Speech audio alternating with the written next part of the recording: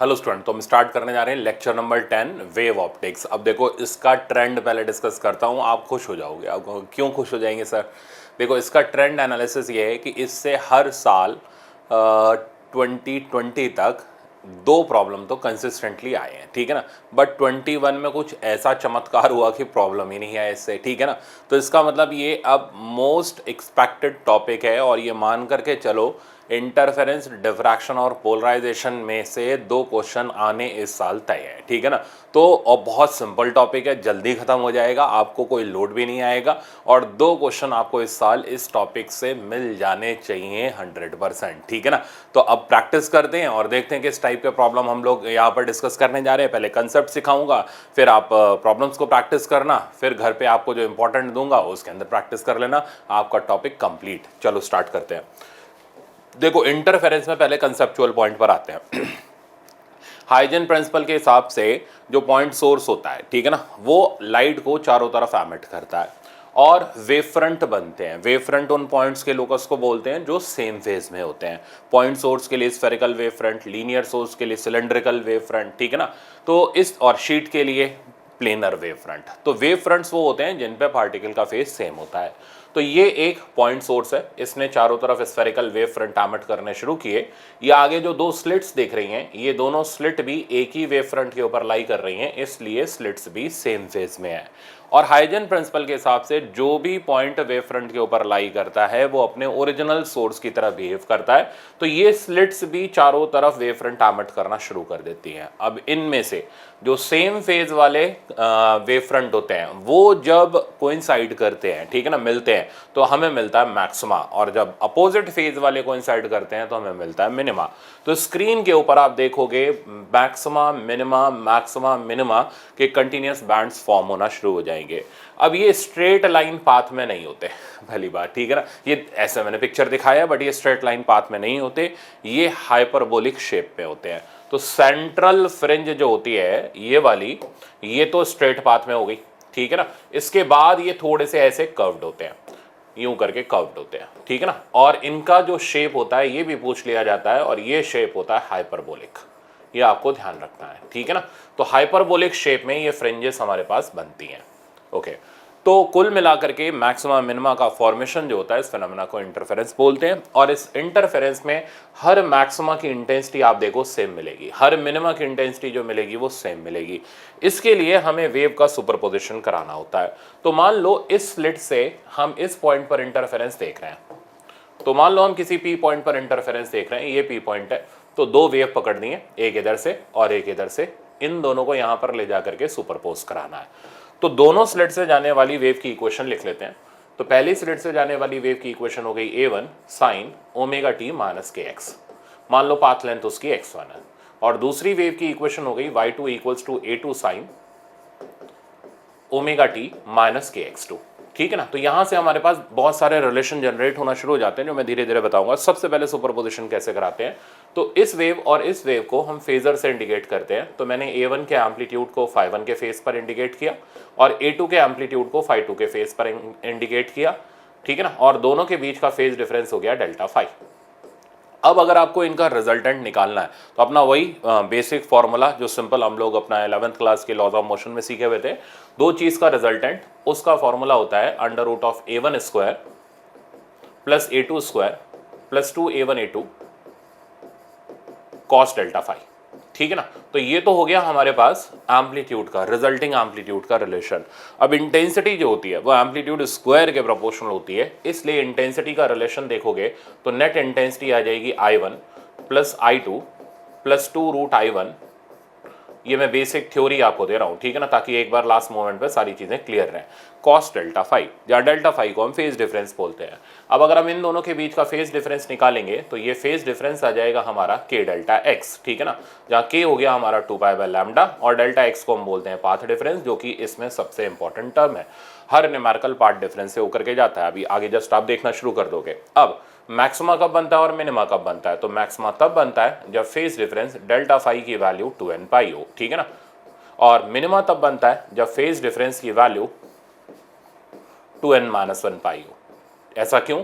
ऐसा इसलिए कि जब 2n पाई होगा तो कॉस डेल्टा फाई की वैल्यू मैक्सिमम होगी 1 और एम्पलीट्यूड और इंटेंसिटी मैक्सिमम मिलेंगे। और सिमिलरली 2n-1 पाई पर कॉस डेल्टा फाई की वैल्यू मिनिमम होगी -1 और इंटेंसिटी और एम्पलीट्यूड मिनिमम मिलेंगे। अब यहाँ पर ये तो फेज डिफरेंस हो गया, बट जैसे मैंने बोला हमें दिखता है पाथ डिफरेंस। तो अगर हम पाथ डिफरेंस निकालें तो इस पाथ डिफरेंस की जो वैल्यू आ जाएगी यहाँ पर एल लैम्डा, कहाँ से निकालेंगे, यहाँ पुट कर दो, डेल्टा फाई का वैल्यू डेल्टा एक्स आ जाएगा। यहाँ पर पाथ डिफरेंस निकाले तो यह आ जाएगा 2n-1 लैम्डा बाई 2। तो मैक्सिमा के लिए पार्ट डिफरेंस होता है एन लैम्डा और मिनिमा के लिए हो जाता है 2n-1 लैम्डा बाई 2। अब ये जो 2n-1 है ये ऑड नंबर है और मैं इसको 2n-1 की जगह जनरली लिख लेता हूँ m लैम्डा बाई 2, ठीक है ना, जहाँ m एक ऑड नंबर हो गया, ये आपको ध्यान रखना है। ऑड नंबर की value 1, 3, 5 up to so on, तो आप 2n-1 भी लिख सकते हैं, आप सिंप्लीफाइड वे में m लैम्डा बाई 2 भी लिख सकते हैं। तो ये वही बेसिक थ्योरी, कैसे सुपरपोजिशन कराना है, कब मैक्सिमम मिलेगा कब मिनिमम मिलेगा। अच्छा, अब हम ज्योमेट्रिकली इस पाथ डिफरेंस को देखना चाहते हैं कि ज्योमेट्रिकली ये पाथ डिफरेंस कितना होता है। तो ज्योमेट्रिकल पाथ डिफरेंस इस सेंटेंस का मतलब, तो सेंटेंस का मतलब ये है कि आपने दो वेव ले गए, एक ये वाली वेव और एक ये वाली वेव, आपको इनके बीच का पाथ डिफरेंस निकालना है। अब यहाँ पर एक एजम्पशन काम करता है कि ये जो स्क्रीन है ना, ये स्लिट हो गई, ये स्क्रीन हो गई, तो ये जो स्क्रीन है this is much much greater than small d, मतलब स्लिट के बीच का सेपरेशन बहुत कम है और स्लिट और स्क्रीन के बीच का सेपरेशन बहुत ज़्यादा है। ऐसा होने से, ध्यान से सुनना, हम एक छोटी वाली वेव से बड़ी वाली वेव के ऊपर परपेंडिकुलर डालते हैं और ये जो एक्स्ट्रा लेंथ बचती है इसको हम बोलते हैं पाथ डिफरेंस, डेल्टा एक्स से इसको डिनोट करते हैं। अब ये एंगल अगर थीटा है सेंट्रल लाइन से, तो ये वाला एंगल भी अप्रोक्सीमेटली थीटा आ जाता है, तो डेल्टा एक्स की वैल्यू हो जाती है डी साइन थीटा। और यहाँ से खेल अप्रोक्सीमेशन का शुरू होता है, जो मैं यहाँ पर दिखा रहा हूँ, और टू द पॉइंट हम आखिरी तक यूज़ करेंगे। तो पाथ डिफरेंस की वैल्यू एनी टाइम याद रहनी चाहिए आपको। तो पाथ डिफरेंस हो गया YDAC में डी साइन थीटा, क्योंकि थीटा छोटा है इसलिए हम यहाँ साइन थीटा को टेन थीटा से रिप्लेस करते हैं, तो डी टेन थीटा। अब टेन थीटा की वैल्यू हम लोग इस सेंट्रल ट्राइंगल से डाल देते हैं, which is y by capital D, तो D y by capital D is the value of path difference, ठीक है ना। तो ये मेरे बहुत काम का है न्यूमेरिकल लगाने में, आप देखना शुरू से लेकर आखिरी तक जब मैं इंटरफेरेंस के न्यूमेरिकल लगाऊंगा तो पाथ डिफरेंस का रिजल्ट बहुत जगह पर यूज होगा।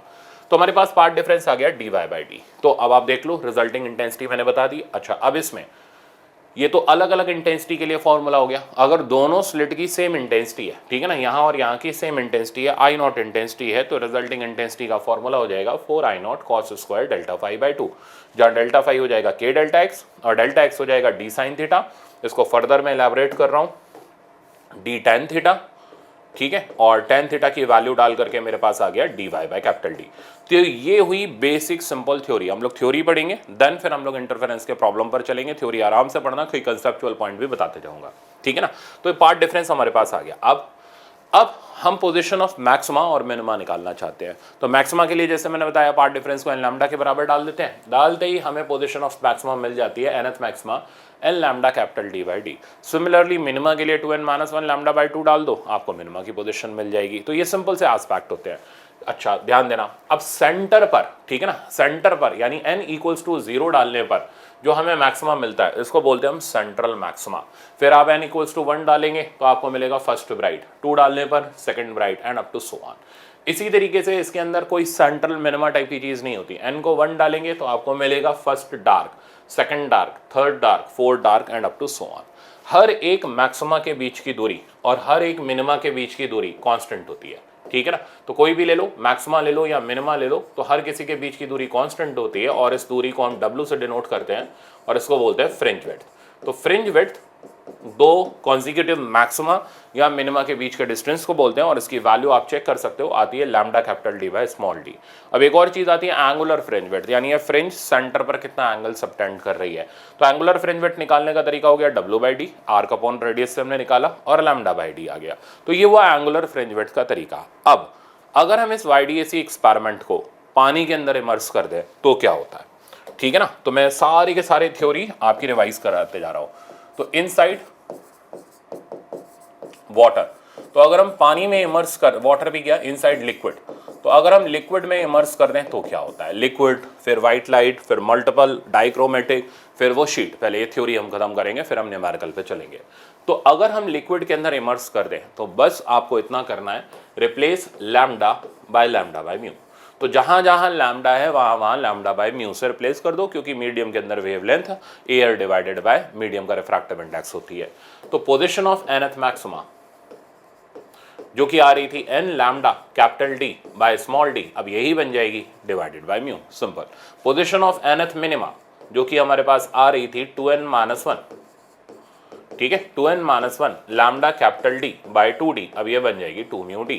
फ्रिंज विड्थ जो हमारे पास आ रही थी lambda d by small d, ये बन जाएगी lambda d by mu d, as simple as that, ठीक है ना।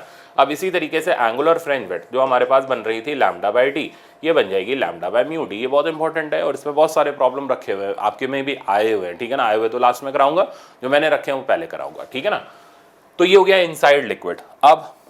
अब इसके बाद अगर हम मल्टीपल यानी सिंगल वेवलेंथ की जगह मल्टीपल वेवलेंथ यूज करें, जैसे व्हाइट लाइट यूज करें, तो क्या होता है, तो मैं यहां पर लिख देता हूं पॉलीक्रोमेटिक या सिंपल व्हाइट लाइट भी लिख देता हूं।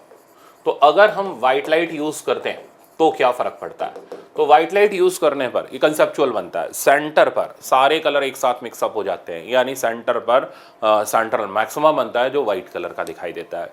फिर अलग अलग कलर अपने मैक्सिमा अलग अलग जगह पर बनाते हैं, यानी हमें अलग अलग कलर दिखाई देते हैं। फिर उन कलर्स की ओवरलैपिंग होना शुरू हो जाती है। तो जैसे आप देख रहे हो यहाँ पर ये दो कलर आपस में ओवरलैप कर रहे हैं, ठीक है ना। तो पूछा जाता है बताओ कि रेड, अब जैसे रेड और ऑरेंज मैंने ले रखा है, रेड और ऑरेंज पहली बार कहाँ ओवरलैप करेंगे, ठीक है ना, दूसरी बार कहाँ करेंगे, तीसरी बार कहाँ करेंगे।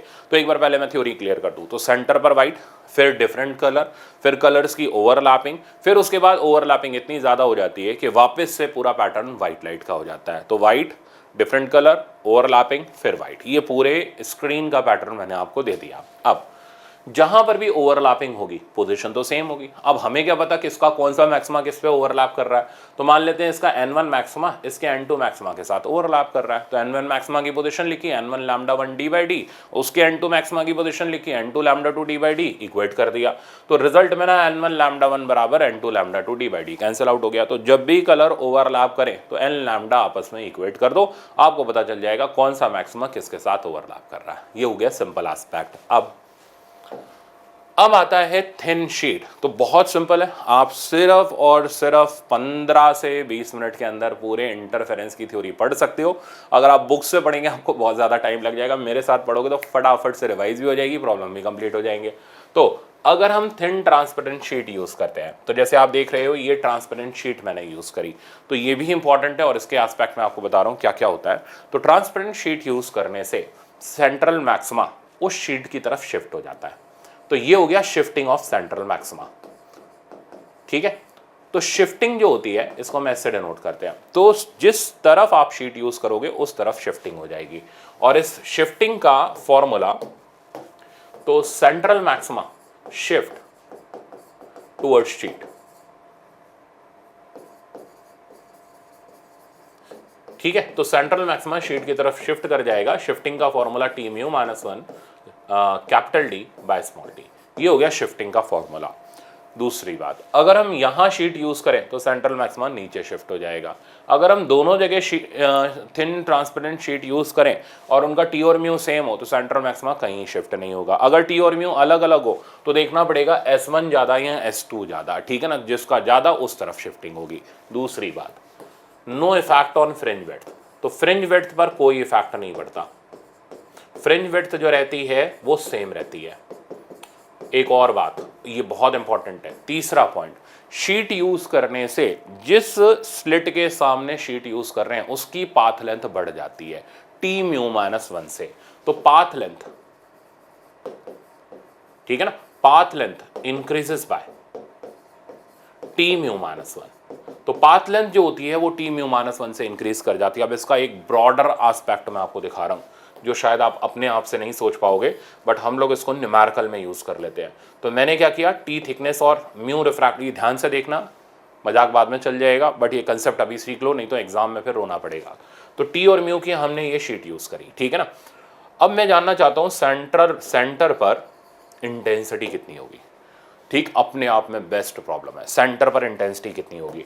देखो अगर ये शीट यूज नहीं करते तो सेंटर पर इंटेंसिटी, ठीक है ना, सेंटर पर इंटेंसिटी निकालने के लिए क्या करना पड़ता, पहले वो सुनो। हमें दोनों वेव का पाथ डिफरेंस निकालना पड़ता। दोनों की पाथ लेंथ बराबर है, पाथ डिफरेंस 0 होता। पाथ डिफरेंस से फेज डिफरेंस निकालते हैं, वो 0 होता। तो मैं रास्ता आपको बताऊं, तो जब भी आप इंटेंसिटी किसी पर्टिकुलर जगह पर निकालने जा रहे हो तो पहले डेल्टा एक्स निकालो, general formula dy by D, ठीक है ना। डेल्टा एक्स के बाद डेल्टा फाई निकालो, जनरल फॉर्मूला के डेल्टा एक्स। अब आप रिजल्टिंग इंटेंसिटी निकालो, ठीक है, ये देखते हुए कि दोनों जगह की इंटेंसिटी सेम है या डिफरेंट है। अगर सेम है तो 4I0 cos square delta phi by 2 use कर लो और डेल्टा फाई की वैल्यू डाल दो। और अगर अलग अलग है तो आप रिजल्टिंग इंटेंसिटी निकालने के लिए यूज कर लो I1 plus I2 plus 2 root I1। इसमें मैंने कई प्रॉब्लम रखे हैं, आपको दिखाऊंगा, I1 I2 cos delta phi, तो आप ये यूज कर लो, सही है। तो अब वो जानना चाहता है इस सिचुएशन में नहीं, वो कहता है हमने यहाँ पर थिन ट्रांसपेरेंट शीट यूज कर दी टी और म्यू की, अब बताओ यहाँ इंटेंसिटी कितनी होगी। तो अब आपको काम आएगी ये वाली लाइन, ठीक है ना। आपने इन दोनों का पाथ डिफरेंस निकालना है, जो कि 0 नहीं होगा। वो पाथ डिफरेंस का जो वैल्यू होगा, वो पाथ डिफरेंस का वैल्यू हो जाएगा टी म्यू माइनस 1। तो इस जगह का पाथ डिफरेंस आ गया टी म्यू माइनस 1, आपने यहाँ पुट किया डेल्टा फाई आ गया, ठीक है ना। अब आपको देखना पड़ेगा इंटेंसिटी अलग अलग है या डिफरेंट है। अब ऑब्वियसली ये शीट 100% तो ट्रांसमिटिंग नहीं होगी, ठीक है ना, कुछ लाइट ही ट्रांसमिट करेगी। जैसे मान लो इधर से I0 जा रही है और इधर से 3/4 I0 जा रही है या I0 बाय 4 जा रही है, तो जितनी जा रही है वो यहाँ पर हमने वैल्यू डाली, डेल्टा फाई की वैल्यू डाली और रिजल्टिंग इंटेंसिटी निकाल ली। ये होता है बेस्ट प्रॉब्लम इस इंटरफेरेंस में इंटेंसिटी कैलकुलेशन का, जब हम शीट यूज करते हैं। अच्छा आगे, तो शीट यूज करने से क्या क्या हुआ, एक बार वापस से, शीट यूज करने से सीएम उस तरफ शिफ्ट हो गया जहां हमने शीट यूज करी, ठीक है ना। शीट यूज करने से पाथ लेंथ बढ़ गई टी म्यू माइनस 1 से। तो कभी भी हमें किसी पॉइंट पर पाथ डिफरेंस निकालना है तो पाथ लेंथ को टी म्यू माइनस 1 से बढ़ा देना है, ठीक है ना। दूसरी बात, जहां पर भी हम इंटेंसिटी निकालना चाहते हैं तो पहले हम पाथ डिफरेंस निकालेंगे, फिर हम फेज डिफरेंस निकालेंगे, फिर हम रिजल्टिंग इंटेंसिटी का फॉर्मूला यूज करेंगे, ओके। अब मान लो इसमें ये बोल देता कि ये शिफ्टिंग उस जगह पर हुई जहां पहले फोर्थ मैक्सिमा बना करता था, ये मैंने पहले भी बताया हुआ है, फिर से बता रहा हूं। तो अगर फोर्थ मैक्सिमा बना करता था तो हम इस शिफ्टिंग को 4 लैम्डा डी बाई डी डाल देंगे, अपने आप रिजल्ट सॉल्व हो जाएगा। मिनिमा बोलता तो मिनिमा की इक्वेशन के बराबर डाल देते, ठीक है ना। तो इस तरीके से करके इसमें प्रॉब्लम बहुत सारे बनते हैं, इसलिए इंपॉर्टेंट टास्क है, हम लोग अच्छे से करेंगे इसको। नेक्स्ट देखो, ऑयल फिल्म। अब ये तो 4 चीजें आई इंटरफेरेंस के अंदर। एक YDAC एक्सपेरिमेंट आ गया, दूसरा हमने पानी के अंदर डुबो के मारा उसको, तीसरा हमने थिन ट्रांसपेरेंट शीट लगा दी, चौथा हम यहाँ पर interference due to thin film देख रहे हैं। थिन फिल्म पे भी मैंने एक बेस्ट प्रॉब्लम रखा है, मजे आ जाएंगे आपको सीखने में, नया प्रॉब्लम होगा आपके लिए, ठीक है ना। तो देखो थिन फिल्म में क्या होता है, जैसे मान लो पानी के ऊपर ऑयल की फिल्म है, तो एक तो थिकनेस बहुत थोड़ी सी होती है, कुछ माइक्रोन की थिकनेस होती है, तो टी थिकनेस मैंने इसकी ले ली। यहाँ से ये लाइट रेडिएशन आ रहे टकराए, इंसिडेंस का एंगल आई ले लिया, या इसको मैंने थीटा ले लिया। अब होता ही है जब भी लाइट रिफ्लेक्ट होती है, ठीक है ना, तो उसका फेस चेंज भी हो भी सकता है और नहीं भी हो सकता है, डिपेंड करता है कैसे टाइप का रिफ्लेक्शन है। अगर लाइट रेयरर में चल रही हो और डेंसर मीडियम से रिफ्लेक्ट हो तो उसका फेस पाई से चेंज हो जाता है। जैसे बाहर है एयर, अंदर है म्यू, ऑब्वियसली ये डेंसर मीडियम हो गया, है ना। रेयरर में लाइट चल रही थी, डेंसर से रिफ्लेक्ट हुई, तो इसका फेस पाई से चेंज हो गया, तो फेज चेंजेस बाय पाई, ठीक है। ये ध्यान रखना, कभी भी रिफ्रैक्टेड लाइट का कोई फेज चेंज नहीं होता, तो refracted light as it is आई। अब ये डेंसर में चल रही है और रेयरर से टकरा रही है, ऐसे रिफ्लेक्शन को सॉफ्ट रिफ्लेक्शन बोलते हैं और इसमें कोई फेज चेंज नहीं होता। तो सिर्फ और सिर्फ हार्ड रिफ्लेक्शन में फेज चेंज होता है, सॉफ्ट रिफ्लेक्शन में कोई फेज चेंज नहीं होता। तो यहां से लाइट एज इट इज गई, बाहर ट्रांसमिट भी हुई, ठीक है ना, लाइट एज इट इज गई, फिर रिफ्लेक्ट हुई और फिर बाहर रिफ्रैक्ट हुई। अब ये और ये वेव नंबर 1 और वेव नंबर 2, जब हम इन दोनों को एक जगह पर, अब एक जगह पर लाने के लिए लेंस यूज करेंगे ऑब्वियसली, तो एक जगह पर पकड़ करके जब इंटरफेयर कराते हैं तो यहां पर इंटरफेरेंस पैटर्न दिखाई देता है, मैक्सिमम मिनिमा दिखाई देता है। पर क्योंकि फेज पाई से चेंज कर चुका है, जब फेज पाई से चेंज करेगा तो पाथ डिफरेंस लैम्डा बाई 2 से चेंज करेगा, तो सारी कंडीशन रिवर्स हो जाती है। मैक्सिमा की कंडीशन मिनिमा में चली जाती है, मिनिमा की मैक्सिमा में आ जाती है। तो इधर का पाथ डिफरेंस, इस व्हाइट और इस येलो कलर की रे के बीच का पाथ डिफरेंस नहीं, आपके सिलेबस में नहीं है, सिर्फ याद रखना है। इस पाथ डिफरेंस का वैल्यू होता है 2t म्यू, डायरेक्ट याद रखना है। तो थिन फिल्म के अंदर पाथ डिफरेंस का वैल्यू हो गया 2t म्यू, यानी एंगल ऑफ इंसिडेंस हम नियरली 0 ले रहे हैं, नॉर्मल इंसिडेंस इसको बोलते हैं, हम उसके लिए इसको ऑब्जर्व कर रहे हैं, ठीक है ना। तो 2t म्यू अब अगर हम मैक्सिमम बनाना चाहते हैं तो नहीं, हम n लैम्डा नहीं डालेंगे, हम इसमें डालेंगे 2n-1 लैम्डा बाई 2, क्योंकि कंडीशन बदल गई है। अब हम मिनिमा बनाना चाहते हैं तो 2t म्यू को हम 2n-1 लैम्डा बाई 2 नहीं डालेंगे, n लैम्डा डालेंगे। तो ये होता है इंटरफेरेंस इन थिन फिल्म का कंसेप्ट, मेरे ख्याल से समझ आ गया होगा। अब मान लो वो पूछे कि बताओ यहाँ से आने वाली कौन कौन सी वेवलेंथ एब्सेंट है, तो कभी भी एब्सेंट वर्ड आया मतलब वो मिनिमा बना, तो आपने पाथ डिफरेंस को n लैम्डा के बराबर डाला और n की वैल्यू पुट करके लैम्डा निकाला, जैसे मैं एग्जांपल दे रहा हूँ। तो एब्सेंट वेवलेंथ बहुत इंपॉर्टेंट है, इसका प्रॉब्लम जेई तक में आया हुआ है, आप छोड़ के मत जाना। तो अगर हमें एब्सेंट वाली वेवलेंथ निकालनी है तो डेल्टा एक्स लिया, 2t म्यू बराबर n लैम्डा, ये थोड़ा देख के संभाल के डालना। तो यहाँ से लैम्डा की वैल्यू मिली 2t म्यू बाई n। अब n एक नेचुरल नंबर है, इसकी value 1 2 3 4 up to so on सब डलेंगी। तो अब जैसे जैसे आप n की वैल्यू डालते चले जाएंगे आपको एब्सेंट वेवलेंथ मिलती चली जाएंगी, यानी वो वेवलेंथ मिलेगी जो वहां पर मिनिमा बनाएगी, ठीक है ना। तो 2t म्यू बाय 1 पहली एब्सेंट, 2t म्यू बाय 2 दूसरी एब्सेंट, 2t म्यू बाय 3 तीसरी absent, and up to so on. अब वो ये बोले प्रेजेंट कौन कौन है, प्रेजेंट मतलब जो यहाँ भी एब्सेंट प्रेजेंट चल रही है, आप ये देखो। अब जो प्रेजेंट होगा वो वहां पर मैक्सिमम बनाएगा, तो तुरंत पाथ डिफरेंस को लिखेंगे डेल्टा एक्स बराबर 2t म्यू, और इसको हम डालेंगे 2n-1 लैम्डा बाई 2, जिसको प्रिसाइसली मैं लिखता हूँ m लैम्डा बाई 2, ठीक है ना। m ध्यान रखना ऑड नंबर है 13579। तो यहाँ से लैम्डा की वैल्यू ले ली मैंने, ये आ गई 4t mu divided bye m। अब आप m की वैल्यू डालो, तो 4t म्यू डिवाइडेड बाय 1, अगला 4t mu divided by 3 and up to so on. तो इस तरीके से ऑड नंबर डालने से हमें यहाँ पर प्रेजेंट वाली वेवलेंथ पता चल जाएगी, और हम n की नेचुरल नंबर वाली वैल्यू डालेंगे तो एब्सेंट वाली वैल्यू पता चल जाएगी। ये बहुत इंपॉर्टेंट है, थिन फिल्म के अंदर यही सवाल बनता है, ठीक है ना, और कुछ नहीं बनता। अब क्या करते हैं, अब चलते हैं प्रॉब्लम के सेक्शन पर जो मैंने रखा हुआ है, ठीक है ना, आपके लिए। आ जाओ सीखते हैं। और इंटरफेरेंस के प्रॉब्लम बहुत आसान है, हम बड़े प्यार से इसको खत्म कर लेंगे चाहे कितना डिफिकल्ट क्यों ना हो। तो देखो पहला प्रॉब्लम हमें ये कह रहा है displacement of two interfering wave is 2 sin omega t and 5 sin omega t plus 5/3 resulting amplitude। बड़े प्यार से निकाल लोगे, दोनों के बीच का फेज डिफरेंस आपने देखा, तो इस फेज डिफरेंस की वैल्यू हो गई π/3। अब आप चाहिए तो फेजर डायग्राम से भी निकाल सकते हो या डायरेक्ट फॉर्मूला यूज कर लो। तो रिजल्टिंग एम्पलीट्यूड का डायरेक्ट फॉर्मूला हमने यूज करा √a1 square plus a2 square plus twice a1 a2 cos delta phi, ठीक है। तो ये हो गया हमारा रिजल्टिंग एम्पलीट्यूड का रिजल्ट। अब बस वैल्यू डाल दो, तो a1 स्क्वायर हमारे पास आ गया 4, a2 स्क्वायर हो गया हमारे पास 25 प्लस 25 और प्लस 2, a की जगह आ गया 2 इंटू 5 और cos 60 डिग्री हो गया हाफ। तो यहाँ से आप चेक करो, ये रिजल्ट हमारे पास √39 आ गया। तो इससे आसान कोई सवाल आप डिमांड नहीं कर सकते। तो मैंने पहले बोला शुरुआत आसान रहेगी और जैसे जैसे आगे बढ़ेंगे मजे आने शुरू हो जाएंगे। चलते हैं आगे, नेक्स्ट प्रॉब्लम। अब देखो मजे आने यहीं से शुरू हो जाएंगे आपको, क्योंकि इंटरेस्टिंग प्रॉब्लम आपके सामने आएंगे। ये बहुत इंपॉर्टेंट प्रॉब्लम है जो मैंने यहाँ पर लिखा है, ठीक है ना। और वैसे भी मैंने बता ही दिया YDAC और डिफ्रैक्शन से एक एक सवाल इस साल आना तय है, क्योंकि लास्ट ईयर आया ही नहीं। तो देखो in YDAC experiment let beta be the fringe width. तो हमसे कह रहा है बीटा जो एंगुलर फ्रिंज विड्थ होती है भैया वो फ्रिंज विड्थ है, ठीक है, कोई बात नहीं, मान लेते हैं आपकी बात। तो बीटा हो गया lambda capital D by small d, लिख लिया पहले ही हमने। I naught be the intensity at central bright. अब देखो किसी भी सेंट्रल ब्राइट की इंटेंसिटी 4 टाइम्स स्लिट की इंटेंसिटी का होता है, पता है आप सबको। तो ये हमें इंटेंसिटी ऑफ सेंट्रल ब्राइट दे रहा है आई नॉट, तो स्लिट की इंटेंसिटी उसकी 1/4 हो जाएगी। तो ध्यान रखना है इंटरफेरेंस में सेंट्रल ब्राइट की इंटेंसिटी 4 टाइम्स स्लिट की इंटेंसिटी होती है जब दोनों स्लिट बराबर इंटेंसिटी की लाइट फेंक रही हो। और अगर अलग अलग इंटेंसिटी है तो फिर हम वो √I1 प्लस √I2 का होल स्क्वायर वाला फॉर्मूला यूज कर लेंगे, मैक्सिमम वाला आगे मिल जाएगा आपको वो भी, ठीक है ना। इस तरीके से चल लेंगे। एक और चीज़ जो बड़े स्टूडेंट को परेशान करती है कि अगर हम एक स्लिट बंद कर दें तो, कंसेप्चुअल है, मैंने बोला साथ साथ बताते जाऊंगा। तो अगर हम एक स्लिट बंद करते हैं तो अब जो स्क्रीन के ऊपर इंटेंसिटी है कोई इंटरफेरेंस नहीं मिलेगा। पहली बात, स्क्रीन के ऊपर जो इंटेंसिटी रहेगी थ्रू आउट सेम मिलेगी, ठीक है ना।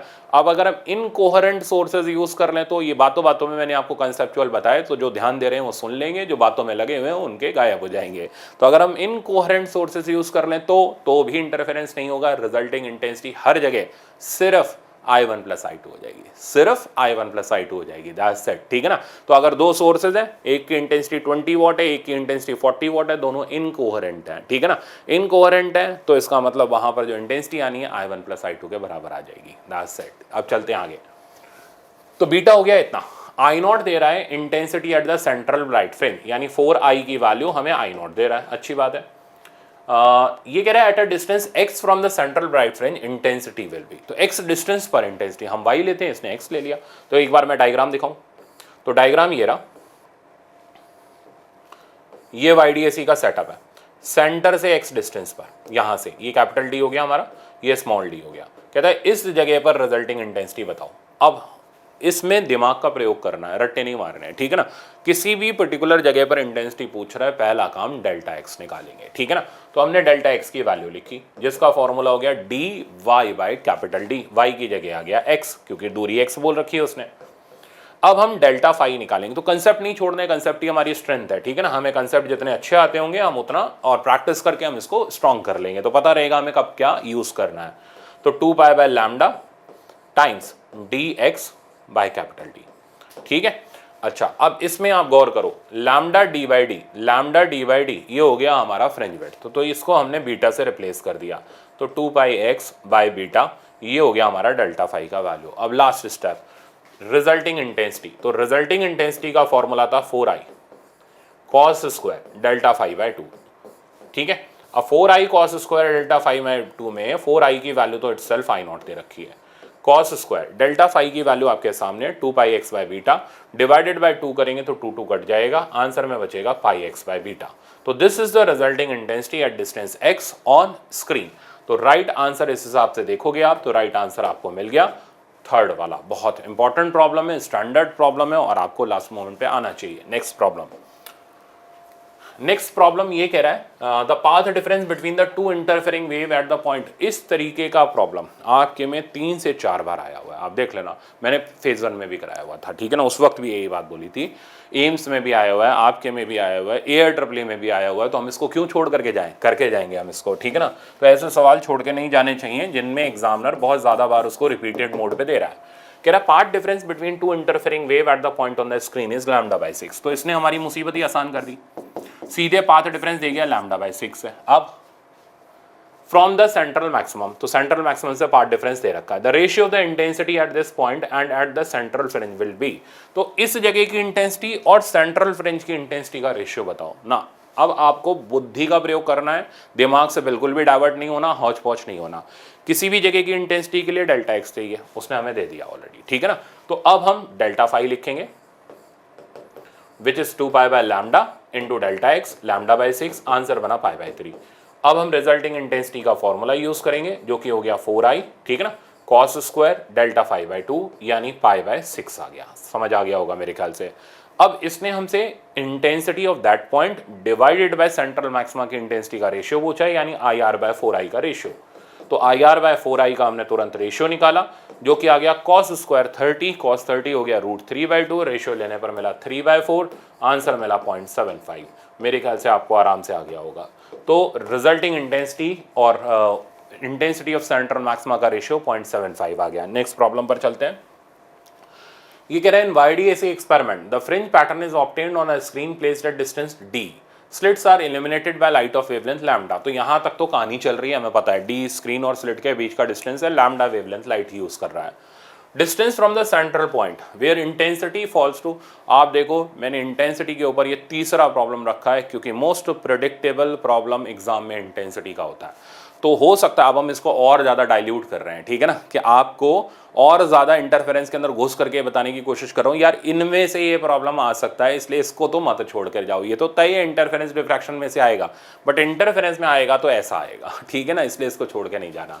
तो ये कह रहा है कि वो जगह पूछ रहा है, यहाँ इंटेंसिटी पूछ रहा है। The distance from the central point यानी y की वैल्यू बताओ where the intensity falls to half of the maximum. एक बार डायग्राम में दिखा रहा हूँ। तो सेंट्रल पॉइंट यानी यहाँ से, जहाँ पर CM है, यहाँ से उस जगह की दूरी बताओ जहाँ पर इंटेंसिटी सेंट्रल मैक्सिमा की आधी हो जाए। तो अगर इधर 4i है तो इधर 2i रह जाए, ठीक है ना। तो y की वैल्यू बताओ। अप्रोच अभी तक आपसे उस पॉइंट की रिजल्टिंग इंटेंसिटी मैंने पूछी थी, अब मैंने इंटेंसिटी दे दी और मैंने पोजीशन पूछी है। तो अप्रोच में घबराना नहीं है, बिल्कुल वैसे ही चलना है। डेल्टा एक्स, ठीक है ना, सॉरी डेल्टा एक्स की वैल्यू dy/d। अब क्योंकि y दिया ही नहीं है तो इधर से स्टार्ट करने से फायदा ही नहीं है। हमें रिजल्टिंग इंटेंसिटी दे रखी है, यानी अब हम डेल्टा एक्स से डेल्टा फाई से इंटेंसिटी नहीं निकालेंगे, हम सवाल को उल्टा चलाएंगे, ऐसा मैंने फेज 1 में भी बताया था। तो रिजल्टिंग इंटेंसिटी का मैंने फॉर्मूला यूज करा, आई आर बराबर 4i cos square delta phi by 2। I R की वैल्यू डाल दी मैंने 2i, ठीक है ना, यहां से ये कैंसिल हुआ, थोड़ा डायरेक्ट करेंगे, cos square delta phi by 2। तो अब आप समझ पा रहे हो, अगर आपको रिजल्टिंग इंटेंसिटी दे रखी है, आप फट से फेज डिफरेंस निकाल लो, अप्रोच उल्टी हो गई हमारी, ठीक है ना, ये 1/√2 हो गया और डेल्टा फाई बाई 2 की वैल्यू 45 आ गई, मतलब π/4 आ गई, और डेल्टा फाई मिल गया हमें π/2, ठीक है ना। ये प्रॉब्लम हर हाल में प्रैक्टिस कर लेना। इंटेंसिटी पोजीशन के पोजीशन दे रखी हो तो इंटेंसिटी निकालनी है, इंटेंसिटी दे रखी हो तो पोजीशन निकालनी है।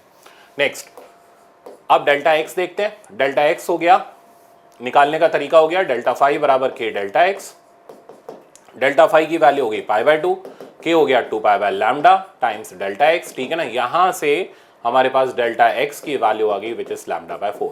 तो फर्स्ट स्टेप, इंटेंसिटी से हमने फेज डिफरेंस निकाला, फेज डिफरेंस से हमने पाथ डिफरेंस निकाला। थर्ड और लास्ट स्टेप, पाथ डिफरेंस होता है dy/d के बराबर, यहां से हम पोजीशन निकालेंगे, इक्वल्स टू λ/2। तो y की वैल्यू आ गई लैम्डा कैपिटल D/2d, 2d या 4d, λ/4 आया था, सॉरी है, तो ये आया λ/4। तो λ/4 पुट करते ही 4d आ गया, यानी W/4। तो W/4 के डिस्टेंस पर सेंटर से इंटेंसिटी सेंट्रल मैक्सिमा की आधी यानी 50% रह जाती है। मोस्ट रिपीटेड प्रॉब्लम है, मोस्ट एक्सपेक्टेड प्रॉब्लम है इस टाइप का, इसलिए छोड़ के मत जाना। नेक्स्ट, ये कह रहे हैं YDAC experiment 12 fringes are observe to be formed on certain region, ठीक है ना। ये इस तरीके का प्रॉब्लम भी आपके नीट में आया हुआ है, मैंने इसलिए उस जैसा प्रॉब्लम रखा है, ठीक है ना। आप ऐसे प्रॉब्लम को कैसे अटेम्प्ट करेंगे, तो ये कहता है कुछ रीजन है स्क्रीन के ऊपर, इसमें कुछ फ्रिंजेस दिख रही हैं। फ्रिंजेस दिखना मतलब वो डार्क ब्राइट दिखना, तो ये बोल रहा है 12 फ्रिंजेस दिख रही हैं, ठीक है। कैसे अप्रोच सेट करें, हर फ्रिंज के बीच की दूरी कितनी होती है, W होती है। तो 12 फ्रिंज की दूरी जो हो जाएगी, यानी यहाँ से यहाँ तक का गैप जो हो जाएगा वो 12W हो जाएगा, सही है। आगे ये कह रहा है when light of wavelength 600 nanometre is used. अच्छा जी, 600 नैनोमीटर की लाइट की वेवलेंथ यूज कर रहे थे, तो 12 इंटू λ1 कैपिटल D/d, ये हो गया हमारा इस पोर्शन का गैप जिसमें 12 फ्रिंजेस हमें दिखाई देती हैं। आगे, if light of wavelength 400 nanometre is used the number of fringes observed in the same region. तो इतनी ही दूरी पर कितनी फ्रिंजेस मिलेंगी जब हम 400 नैनोमीटर की लाइट यूज करेंगे। तो क्या करेंगे आप, ये गैप तो सेम है, तो N1 W1 generalise concept N2 W2 के बराबर कर दिया, सिंपल। अब W का फॉर्मूला λ/d/d, d और d तो सेम है, तो N1 λ1 N2 λ2 के बराबर कर दिया। अब बस वैल्यू डाल दी, तो 12, और किसी यूनिट को कन्वर्ट करने की जरूरत नहीं है। तो 12 इंटू पहले की वेवलेंथ थी 600, बाद में हमें पता करनी है कितनी फ्रिंजेस होंगी जब हम 400 नैनोमीटर की वेवलेंथ यूज करेंगे। तो N2 की वैल्यू मेरे पास आ गई 18, यानी 18 फ्रिंजेस उतने ही रीजन में अब हमें दिखाई देंगी। तो आई थिंक ये भी क्लियर हो जाना चाहिए। नेक्स्ट प्रॉब्लम पर चलते हैं। राइट आंसर इसका हो गया सेकंड वाला। नेक्स्ट, अब ये प्रॉब्लम कह रहा है YDAC experiment the 10th maximum of wavelength λ1 is at distance y1 from central maximum. Simple है, 10th मैक्सिमम y1 डिस्टेंस पर बन रहा है, लिख लो कौन सा बहुत बड़ा काम है। मैक्सिमम का फॉर्मूला n λ/d/d, तो 10th मैक्सिमम का फॉर्मूला हमारे पास हो गया 10 λ1 d/d। आगे ये हो गया y1। आगे ये बोल रहा है when the wavelength of the source is change to λ2 fifth maximum is at distance y2।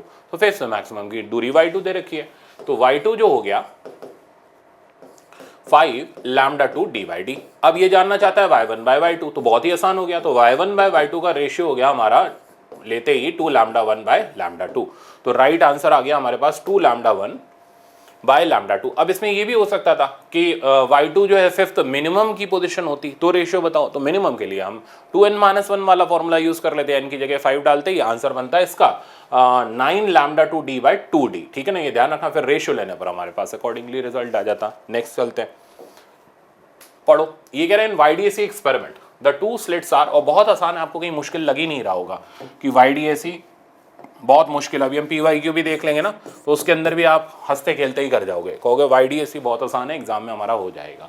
अब ये कह रहे हैं YDAC experiment 2 slits are illuminated by light of wavelength 5890, okay, and the distance between the fringes obtained on the screen is 0.2 degree. अब 0.2 degree ये क्या हो गया, एंगुलर फ्रिंज विड्थ। तो हमें बीटा की वैल्यू 0.2 डिग्री दे रखी है, जब वेव लेंथ 5890 की हम यूज करते हैं। मैंने इक्वेशन लिख ली। If whole apparatus is immersed in water then angular fringe width will be, ठीक है ना, तो पानी में डालते ही एंगुलर फ्रिंज विड्थ बतानी है। तो पहले की, अब मैं इसका जनरलाइज रिजल्ट दे रहा हूँ, पहले की एंगुलर फ्रिंज विड्थ होगी लैम्डा बाई डी, पानी में डलते ही ये फ्रिंज विड्थ होगी लैम्डा बाय म्यू डी। अब सबसे बेस्ट क्या है सॉल्व करने का तरीका, डिवाइड कर दो, ठीक है ना, कुछ नहीं आएगा इसके अंदर, मतलब म्यू के टर्म में रिजल्ट आ जाएगा और बहुत सिंपल कैलकुलेशन हो जाएगी। तो β1 बाई β2 हमने किया, करते ही हमारे पास म्यू के बराबर आ गया, यहां से β2 की वैल्यू मेरे पास आ गई β1 divided by mu, that's it, खत्म के, ना लैम्डा की जरूरत ना किसी और चीज की जरूरत। तो रिजल्ट आ गया β1 जो कि हमें दे रखा है 0.2 डिग्री डिवाइडेड बाय म्यू, वो हो गया 4/3। तो इसको सिंप्लीफाई अगर मैं करूं तो ये आ जाएगा 0.05 0.15 के आसपास आ जाएगा। तो 0.15 डिग्री नई एंगुलर फ्रिंज विड्थ हो जाएगी जब हम इसको लिक्विड में इमर्स कर देंगे। नेक्स्ट प्रॉब्लम पर चलते हैं, पढ़ो, प्लेट वाला प्रॉब्लम आ गया। कहता है plate of thickness T made up of material of refractive index mu is placed in front of one of the double slit experiment. तो हमने क्या किया, टी थिकनेस और म्यू रिफ्रैक्टिव इंडेक्स की प्लेट को एक स्लिट के सामने रख दिया।